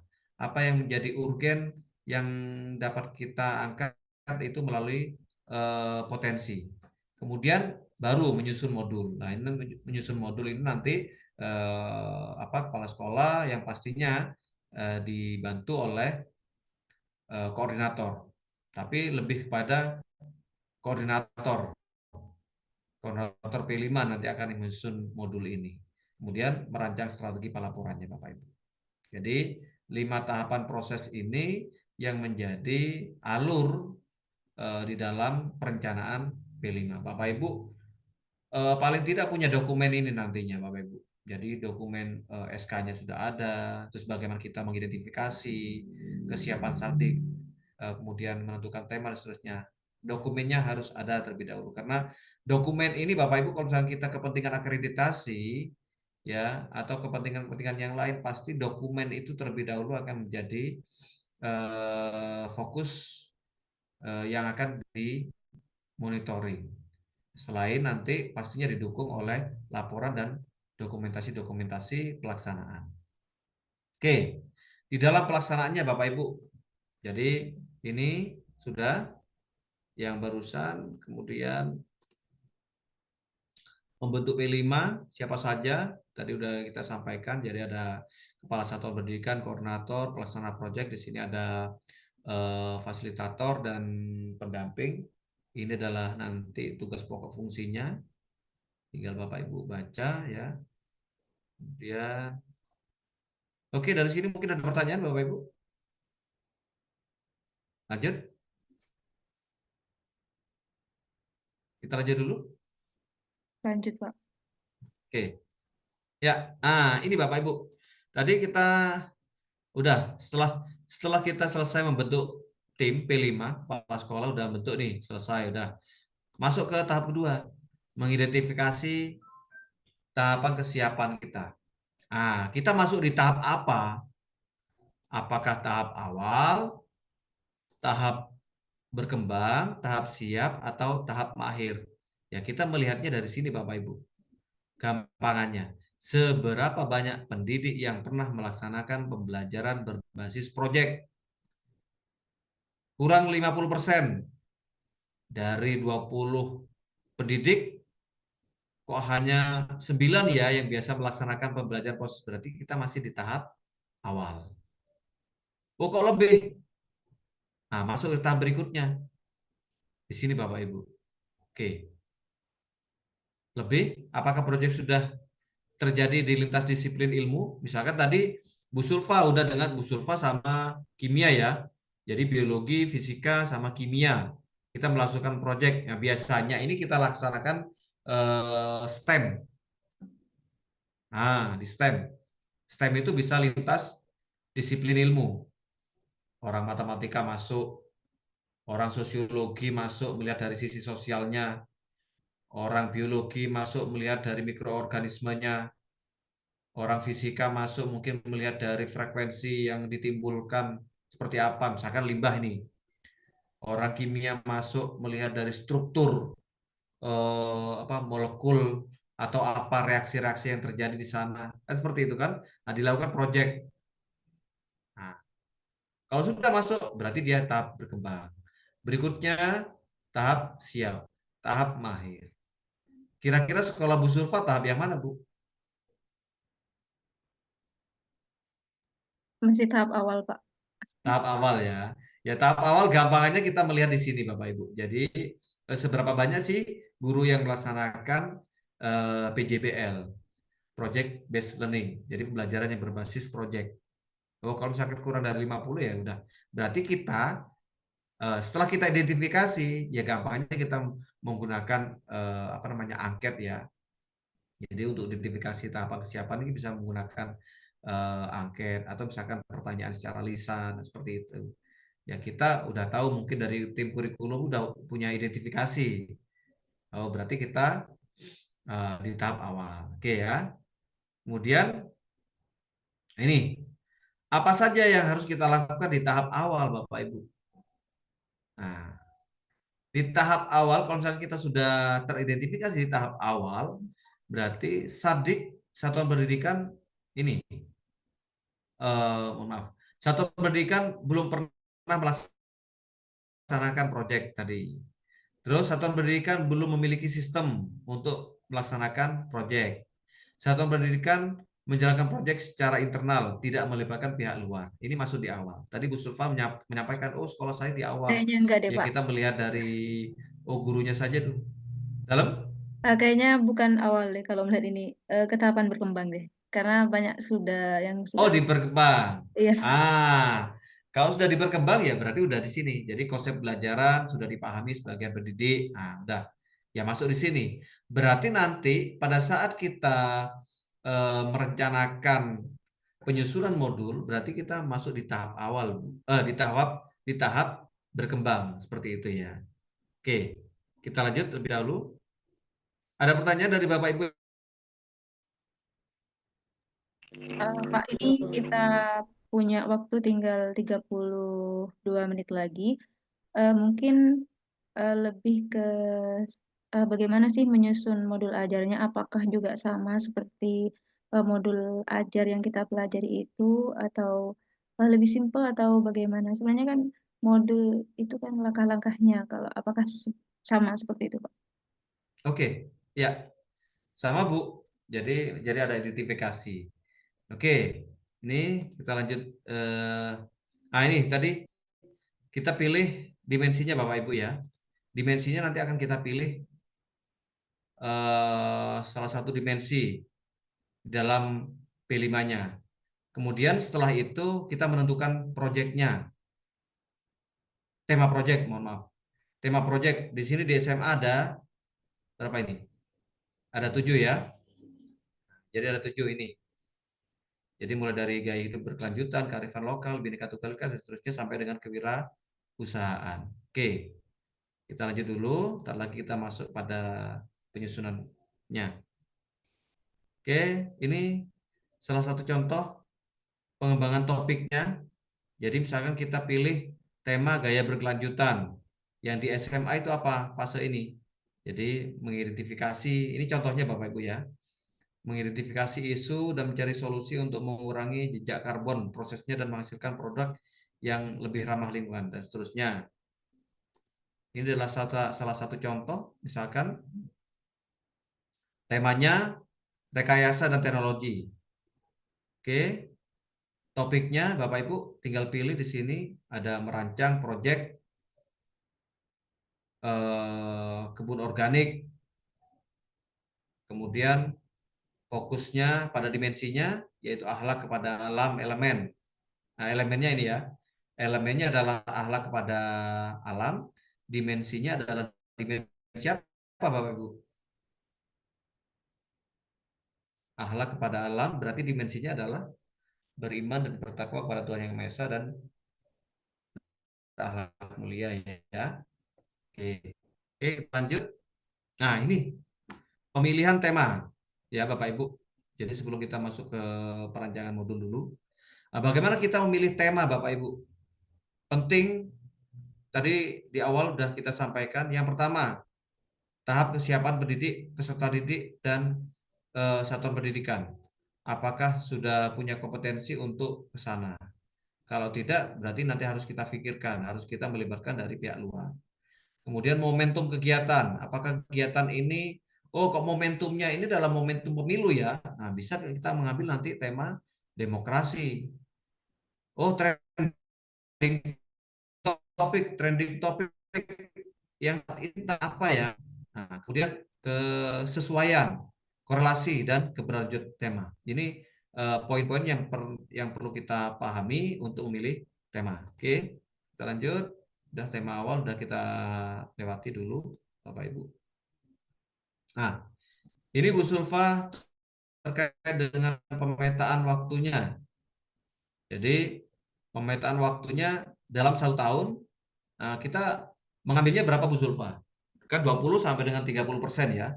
20 sampai dengan 30% dari masing-masing mapel. Kalau 4 JP misalkan matematika itu bisa diambil 1. Kalau 3 biasanya juga diambil 1 sehingga tinggal 2. Yang 2 ini biasanya ya tidak diambil. Ya, misalkan mapel apa Bu yang 2 JP Bu?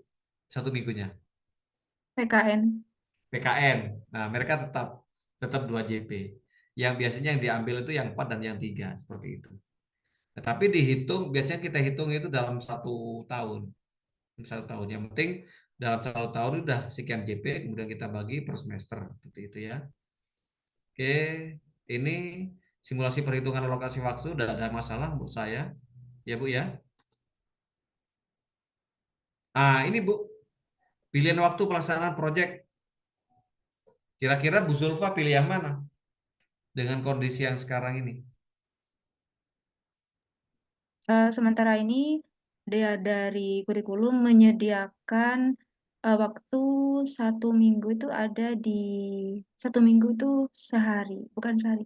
Itu dari hari Kamis tuh kita berakhir pelajaran tuh untuk pelajaran intrakurikulernya itu berakhir di jam 10. Setelah jam 10 itu sampai jam 1 kita sediakan untuk P5. Tapi sementara ini masih belum terlaksana. Alternatif kedua itu nanti ada 2 pilihan gitu Pak. Jadi apakah kita pakai model blok seperti tahun lalu di kelas 10 tahun lalu juga model blog di bulan November, jadi ada Di akhir semester. jadi ya disediakan 2 pekan untuk teori dan project begitu. Cuma Oke. masih Iya, iya. kembali. Siap. Jadi Bapak Ibu, ini adalah pilihan waktunya. Jadi ada 3 opsi ya. Opsi yang pertama itu biasanya diletakkan di akhir apa namanya, di akhir pekan, atau misalkan dalam 1 pekan itu 1 hari, entah itu mau diletakkan hari apa, monggo. Atau bisa juga tiap hari ada, kita alokasikan waktu sampai dengan 2 jam, atau juga disampaikan oleh Bu Zulfa yang barusan udah dilakukan ya. Jadi dalam 1 semester udah pekan akhir 2 minggu, atau misalkan 3 minggu kita laksanakan P5. Jadi sistem blok ini. Ini adalah pemilihan waktunya Bapak Ibu. Kemudian ini untuk pemetaan dimensinya, contohnya. Jadi contohnya misalkan dimensinya berkebinekaan global dan bergotong royong. Temanya diambil kearifan lokal dan seterusnya, alokasi waktu dan seterusnya. Ini pemetaannya. Jadi Bapak Ibu nanti dipetakan terlebih dahulu sebelum membuat modul ya. Oke, ini kita lanjut penghitungan JP-nya.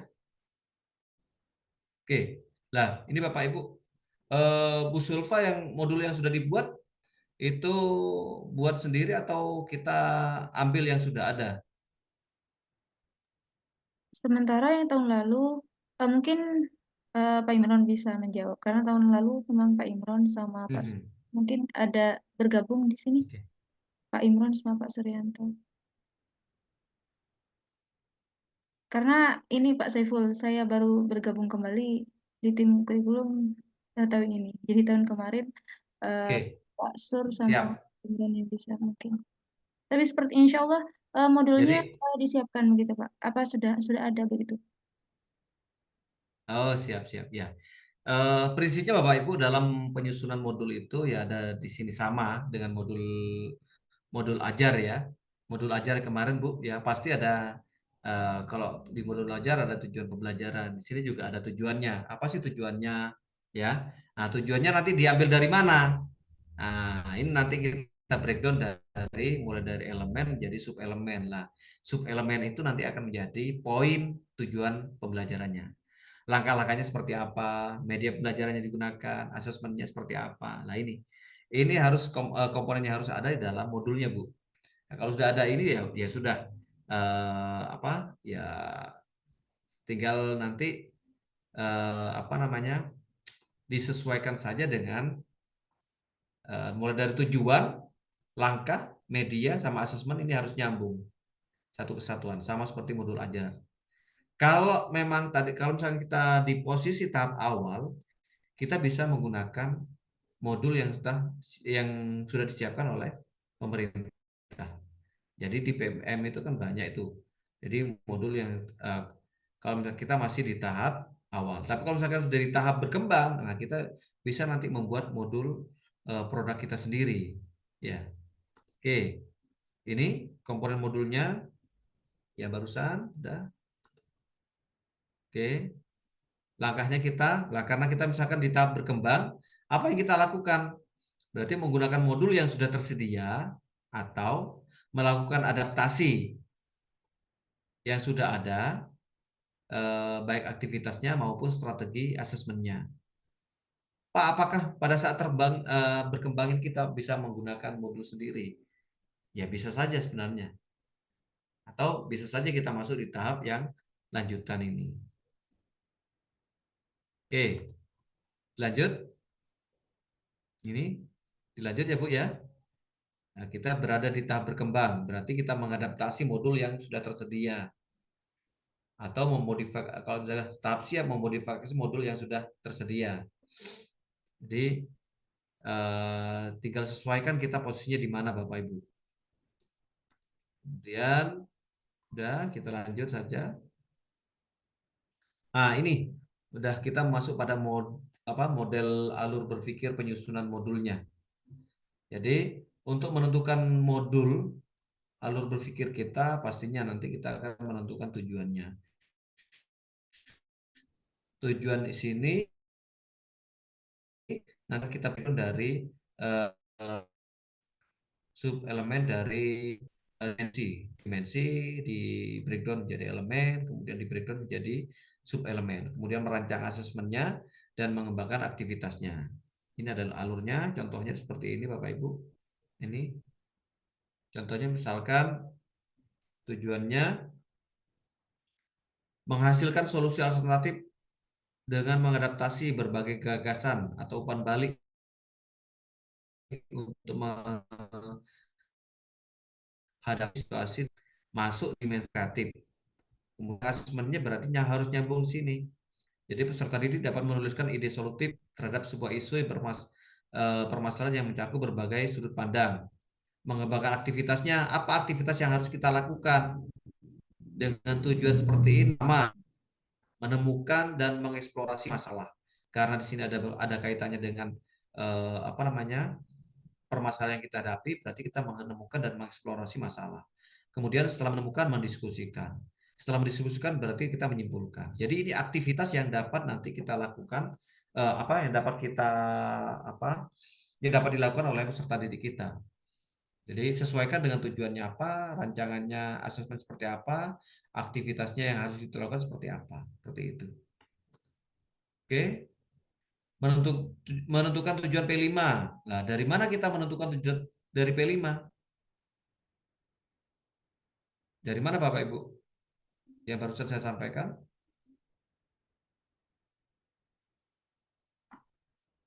Jadi?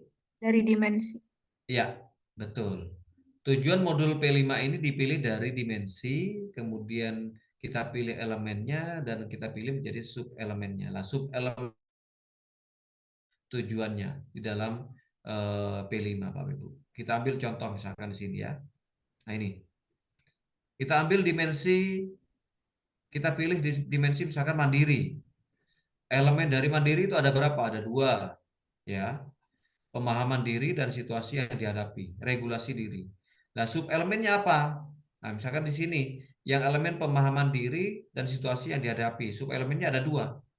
Jadi dalam penyusunan modul nanti misalkan dimensinya mandiri. Elemennya nanti jangan mengambil elemen dari selain mandiri, ya harus mengambil dari mandiri salah satunya, regulasi atau pemahaman. Nah, kemudian ketika kita mengambil sub elemennya juga demikian. Ketika kita mengambil elemen pemahaman, berarti nanti sub elemennya adalah kita pilih dari 2 ini.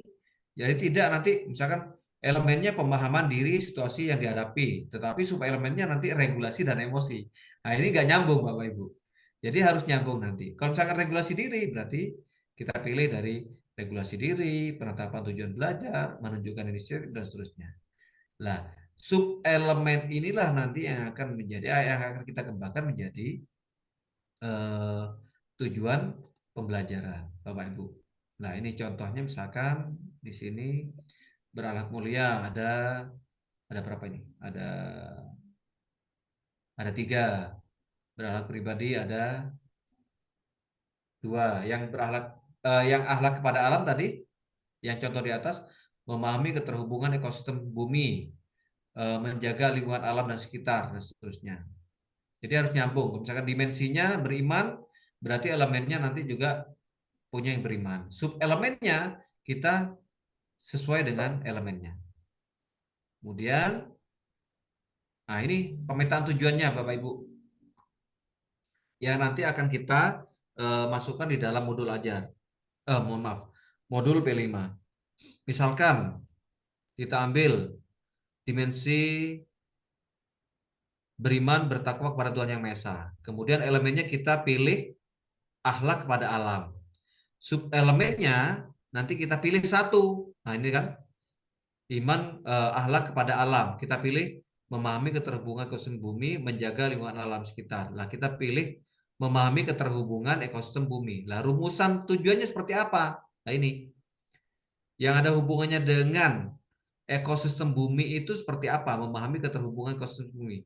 Memahami konsep sebab akibat di antara berbagai ciptaan Tuhan. Mengidentifikasi berbagai sebab yang punya dampak baik atau buruk langsung maupun tidak langsung terhadap alam semesta.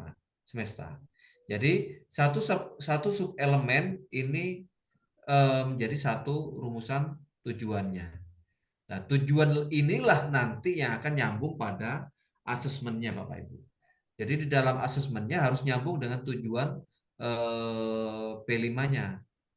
Ini kalau misalkan mereka di tujuannya di awal memahami konsep sebab akibat dan seterusnya, apakah di asesmennya diberikan yang lain? Tidak. Jadi harus nyambung dengan yang di sini, rumusan tujuan di sini.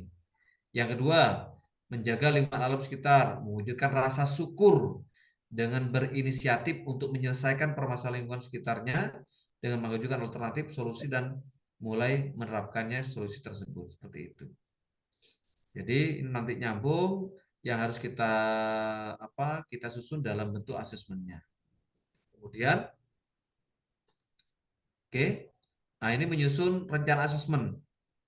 Jadi di dalam menyusun rencana asesmen sama saja kita menyusun rencana asesmen pada modul ajar ya Bapak Ibu ya.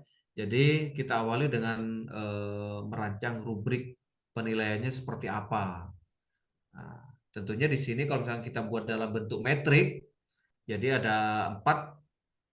Jadi mulai dari berkembang, kemudian sedang berkembang sesuai dengan harapan, dan sangat berkembang seperti itu. Ini adalah salah satu contohnya Bapak Ibu. Ini elemen dimensinya bernalar kritis, elemennya mengajukan pertanyaan.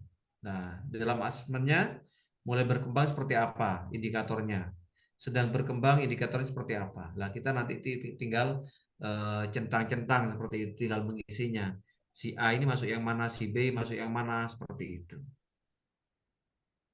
Itu mungkin Bu Sulfa ya. Nanti untuk penyusunan modul mungkin lebih kepada private Bu Sulfa ya. Jadi mungkin pada koordinator nanti Bu Sulfa yang punya ini.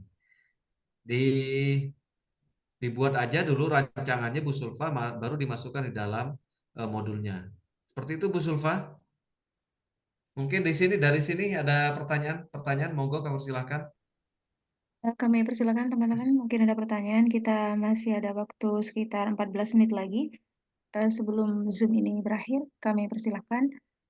Mungkin juga ada tanggapan, kami persilakan. Bapak Kepala Sekolah mungkin? Ibu Saida mungkin? Kayaknya angkat tangan dari tadi. Monggo.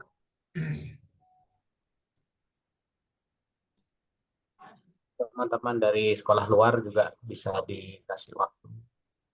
Oh iya, kami persilakan teman-teman dari sebelum November, dari SMA Islam, Mayang juga.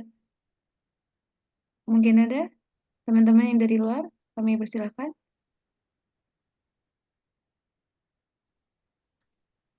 Sementara sambil menunggu teman-teman untuk ini, kami persilakan Ibu Fatim sudah angkat tangan. Boleh langsung. Oke, monggo Fatim. Baik, terima kasih waktu Ibu bertanya Pak Saiful. Saya mau tanya asesmen untuk P5 Pak. Itu bagaimana pelaksanaannya? Apakah sama dengan pembelajaran seperti biasa? Apakah ada sumatif formatif atau bagaimana? Atau ada ujian tersendiri untuk asesmen P5? Kemudian untuk pelaporannya, raport apa mungkin bilangnya Pak? Itu seperti apa? Cukup itu saja Pak. Terima kasih. Ya, asesmennya di sini yang muncul hanya asesmen sumatif, Bu. Jadi sesuai dengan kompetensi tujuan pembelajaran yang kita inginkan seperti apa, seperti itu. Tetapi pada umumnya asesmennya itu tidak dalam biasanya dalam bentuk asesmen yang dilakukan itu dalam bentuk observasi oleh kita guru, yang seperti barusan yang saya sampaikan. Jadi dalam rubrik seperti ini, Bu. Jadi tidak dalam bentuk mungkin angka, tidak seperti itu. Jadi laporannya nanti misalkan di sini dimensinya apa ini? Dimensi bernalar kritis, kemudian elemennya misalkan mengajukan pertanyaan. Nah, nanti peserta didik kita nanti tinggal misalkan mulai berkembang, sedang berkembang, sesuai dengan harapan, sangat berkembang. Jadi kita nanti hanya menilai seperti ini. Jadi misalkan kita berikan mulai berkembang itu 1, kalau angka ya 1, 2, 3, 4. Nah, tinggal kita kan kita dan pendamping, kita guru nanti yang si A ini di dalam mengajukan pertanyaan sudah sangat berkembang. Kenapa? Mengajukan pertanyaan untuk menganalisis secara kritis permasalahan yang kompleks dan abstrak. Masuk kita centang ke sana. Jadi kemajuan pembelajarannya nanti di sana, Bu, mereka. Dan tidak harus kita berikan label apa namanya ya, seperti di pembelajaran intrakurikuler seperti itu. Gitu.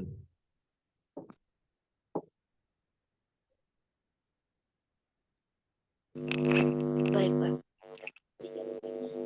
Berarti nanti itu bisa berupa deskripsi. Ya. Mau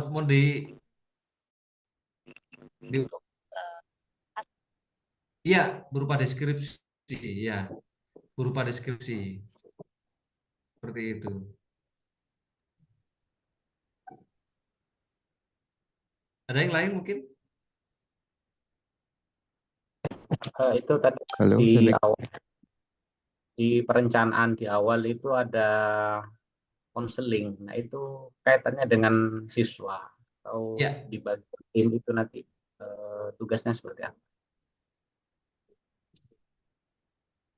Di awal tadi ada konseling di bentukan tim itu. Ya, di tim itu nanti konseling ini untuk membantu mendampingi coaching, Pak. Coaching peserta didik kita ketika mereka itu mengalami sebuah permasalahan atau kok ini karena nanti di dalam P5 ini bukan hanya dalam bentuk mereka tuh apa namanya, nanti saya akan melakukan ini mendapatkan produk ini, tidak. Misalkan kita akan mengambil dimensi berkebinekaan global. Terus mungkin temanya terkait dengan demokrasi. Nah, ini kan ada hubungannya juga dengan mental. Jadi ada hubungannya dengan edukasi mental, perkembangan jiwa, perkembangan psikis dari peserta didik kita. Lah, fungsi dari teman-teman bimbingan konseling, lah di sini mereka akan mendampingi kita, akan membantu seperti itu. Kita guru mapel atau misalkan wali kelas mungkin tidak memiliki kompetensi terkait dengan konseling. Nah, teman-teman dari konseling inilah nanti akan kita berdayakan untuk bisa membantu di dalam proses perjalanan P5 itu, Pak. Seperti itu. Dimasukkan dalam tim ya? Tim pelaksana. Ya, dalam tim pelaksana. Jadi di dalam tim pelaksana itu kan nanti kan ada koordinator, fasilitator, pendamping seperti itu. Dan nanti mereka juga bisa dijadikan pendamping. Ya, Pak. Terima kasih. Oke. Mungkin yang lain Bapak Ibu? Dari penjelasan yang atas mungkin lagi yang Pak Imron melewati. Ini Pak Imron sudah ini audionya sudah silakan Pak Imron. Halo, Assalamualaikum. Salam, Pak Imron. Ini Pak, saya kemarin kan kebetulan buat raport P5 Pak. Iya. Nah, ini contoh saja ya. Misalnya dimensi 1, beriman bertakwa kepada Tuhan yang Maha Esa. Elemennya akhlak beragama. Jadi subelemennya saya pakai pemahaman agama dan kepercayaan. Capaian fasenya di E itu memahami struktur organisasi, unsur-unsur utama, agama atau kepercayaan. Apakah benar seperti itu, Pak? Nanti penilaiannya. Sesuai dengan rubriknya, Pak. Nanti karena di sana ada di sini. Di itu ya. Harus saya buka. Nah, ini Pak. Jadi oke ini. Jadi menyusun rencana asesmen itu harus kita menggunakan rubrik, di mana rubrik ini dalam berupa tabel yang berisi 4 kriteria. Iya, iya. Nah ini. Iya, Pak. Jadi mulai berkembang. Kebetulan, nggih. Ya Kebetulan itu. buat saya Pak, pernah buat. Tinggal dimasukkan di sini. Misalkan nanti di elemennya apa? Elemennya ada di elemen apa tadi, Pak? Elemen Misalkan di sini nih. anu. Mengajukan Ya, pertanyaan. contohnya itu sudah. Nah, Ya. si A ini masuk di mana? Apakah dia masuk di sedang berkembang? Ya, kan di sana kan masing-masing elemen Ya, kan ya. nanti ada jabarannya. Jadi kalau misalkan mulai berkembang seperti apa, sedang berkembang seperti apa, nanti saya berikan anunya ya, pedomannya ya. Jadi kalau misalkan nanti di dimensi beriman bertakwa nanti akan dijabarkan. Ya, ya, ya. Nah, yang di sini misalkan saya lihat, lah ini di sini misalkan ya, ini kan? Iya Pak, iya Pak. Tadi Pak Ibro di mana? Di elemen Di apa? atas, paling atas, akhlak beragama. Oke, sub elemennya? Pemahaman. Pemahaman agama dan kepercayaan. Nah, di dalam pemahaman agama dan kepercayaan, mereka sudah di tahap apa? Apakah sedang berkembang, tahap berkembang, yang sesuai dengan ini tadi. Jadi mulai berkembang, sedang berkembang. Nah, untuk menilai mulai berkembang, sedang berkembang nanti ada indikatornya, Pak. Nanti di masing-masing sub elemen itu. Nah, nanti kita disesuaikan dengan indikator itu ya, Pak. Iya, sesuaikan dengan indikatornya itu. Nah, seperti itu. Masing-masing anak kan pastinya mereka kalaupun mereka itu memahami terkait ya memahami apa tadi pemahaman subelemen pemahaman agama atau kepercayaan ini kan berbeda-beda. Memahami agama definisi saja. Pemahaman agama mungkin lebih kepada berkomunikasi. Pemahaman agama mungkin sudah mengimplementasikan, mempraktikannya. Ketika mempraktikannya sejauh mana, sejauh apa. Nah, seperti itu. Sama-sama memahami agama, tetapi nanti kan levelnya berbeda. Nah, itu nanti akan kita kelompokkan. Ya. Di subelemen ini berarti setiap anak nanti bisa berbeda ya, Pak? Enggak. Dari elemen ke Kita, subelemen itu enggak ya? Kalau misalkan itu dalam satu kelas kita akan dalam satu jenjang, mohon maaf, dalam satu jenjang kita akan mengambil dimensi beriman, bertakwa, berakhlak, elemennya akhlak beragama, sub elemen sendiri. Berarti semuanya harus sama Pak ini Pak, seperti itu. Oh ya ya. Karena ini dalam satu harus modul sama, nanti. Nah, harus satu modul. Iya. Nggak bisa nanti misalkan yang anak ini ada beberapa anak di sini, ada beberapa anak di sini. Maksudnya gitu. Karena ini sudah diikat di dalam satu modul itu. Oh iya, siap. Yang lain mungkin Bapak Ibu? Nah, saya buka tadi ada di sana.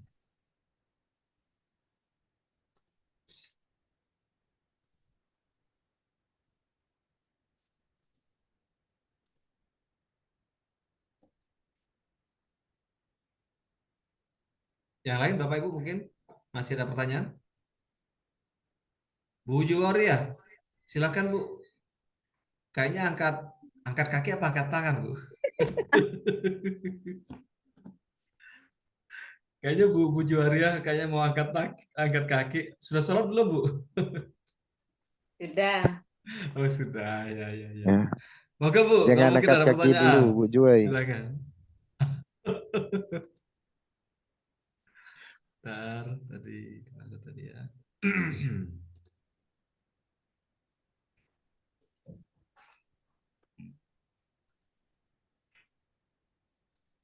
Terlewatkan tadi, saya lewati. Masih ada waktu 2 menit, teman-teman mungkin ada pertanyaan sebelum diakhiri. Karena kalau terlalu lama juga, kayaknya udah pada mengantuk mungkin. Kami persilakan Pak Belum Kusnadi ini Bu mungkin. Sulfa. Mungkin ini Pak Kusnadi ini kan bahasa daerah, mungkin juga bisa apakah muncul nanti di P5-nya. Oh, ini Bu Zulfa, ini menjadi penekanan juga Bu Zulfa. Jadi setiap tahun ini disarankan memilih 2 sampai dengan 3 dimensi untuk P5. Jadi setiap tahunnya Bu. Jadi bisa memilih 2. Kalau misalkan memilih 2 dimensi berarti misalkan dibagi menjadi 2. Di semester 1 dimensi A, di semester 2-nya dimensi B, seperti itu. Ada masing-masing Jadi fase ya Pak? masing-masing jenjang. Oh, Masing-masing jenjang. jenjang. Ya, kalau P5 kita berbicara jenjang. Jenjang. Oh. Iya.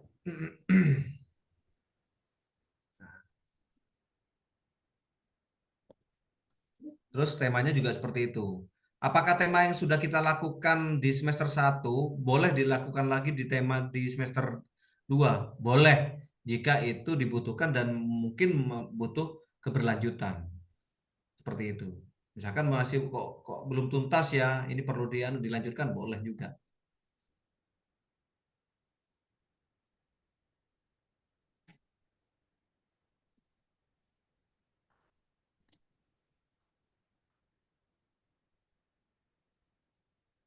Sampun Bu Sulfa?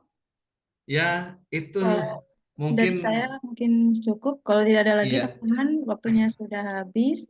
Ya, mungkin ini closing statement dulu dari Pak Saiful mungkin untuk menyemangati teman-teman Oke, untuk terus siap.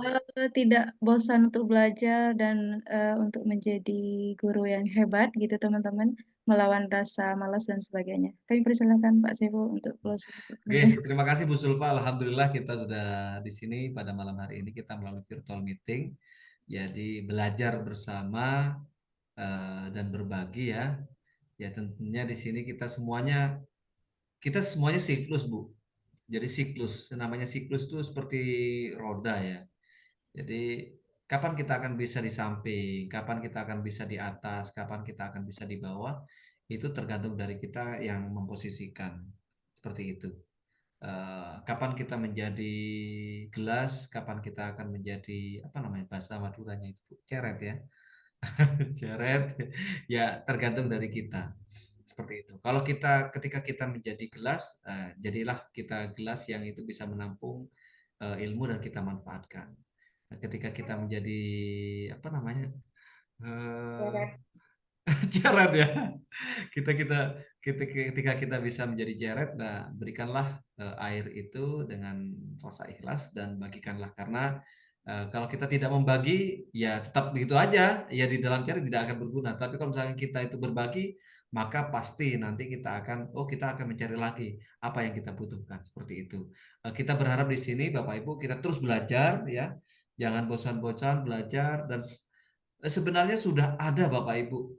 Jadi malam ini saya hanya membacakan saja ini sebenarnya. Saya hanya membacakan teks saja. Bapak Ibu teks ini sudah ada di pedoman. Monggo dibuka, dibaca-baca, dipelajari. Kalau saya mungkin hanya lebih membuka pada sharing-sharing ya, sharing-sharing ide gagasan seperti itu ya. Karena Bapak Ibu saya yakin kalau misalkan dengan membaca bisa memahaminya. Itu Bu Sulfa dan ini nanti karena memang waktu kita 2 jam, jadi slide presentasi ini saya perkirakan sekian banyak untuk penyusunan modul, asesmen dan pelaporan nanti mungkin di hari berikutnya. Seperti itu Bu Sulfa dan kalau ini sebenarnya di penyusunan modul itu tugasnya Bu Sulfa sebagai koordinator ya. Tapi kalau misalkan Bapak Ibu perlu tahu ya monggo nanti kita praktekkan Bapak Ibu ya. Jadi tadi udah kita sempat sedikit jadi mulai dari analisa di apa namanya tujuan, mulai dari tujuan pembelajaran kan sudah kita analisa itu pemetaannya di sininya. Jadi pemetaan tujuan pembelajaran ini kita maksudkan untuk menjadi bahan pada saat kita menyusun modul P5. Jadi untuk memudahkan saja sebenarnya. Tapi poinnya nanti pada modulnya. Itu saja Bu Sulfa, terima kasih Mohon maaf keterbatasan saya dalam belajar dan berbagi pada malam hari ini. Saya yakin kita akan saling memberikan kebaikan dan kebermanfaatan. Terima kasih, kurang lebihnya mohon maaf. Wabillahi taufik wal hidayah. Wassalamualaikum warahmatullahi wabarakatuh. Saya kembalikan lagi kepada Bu Zulfa. Waalaikumsalam warahmatullahi wabarakatuh. Teman-teman mungkin jangan keluar dulu, kita masih ada sesi foto. Jadi mungkin mohon izin Pak Saiful, mungkin stop share dulu, jadi biar satu Oh frame iya, teman-teman. siap, siap. Jadi mohon teman-teman silakan on cam dulu.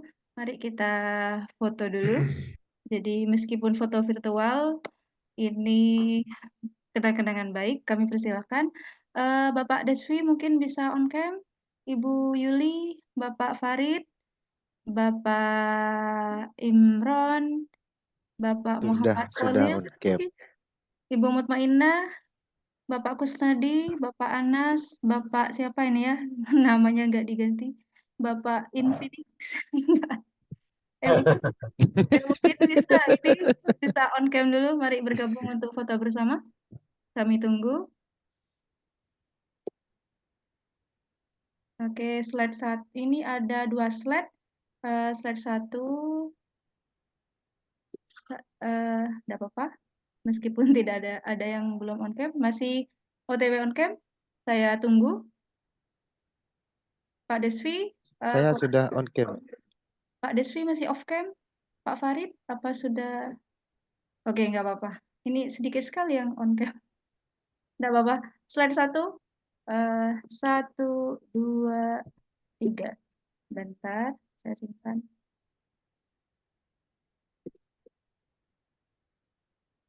Oke. Saya itu terlalu dekat. Kalau gaya bebas.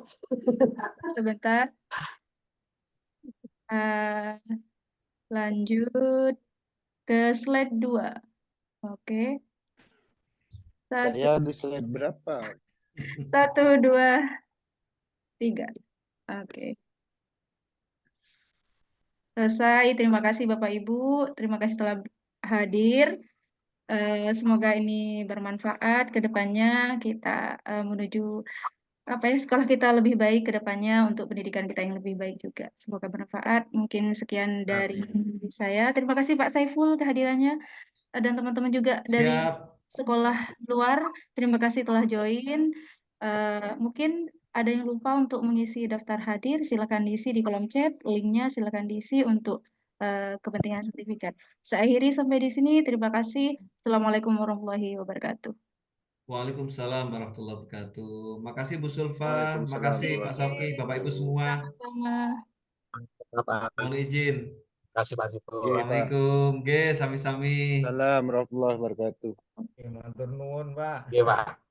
Sami-sami, Pak. Kebetulan saya tidak bisa ngomong karena sound buanter sekali, Pak, sini, Pak. Acara Agustusan, Pak.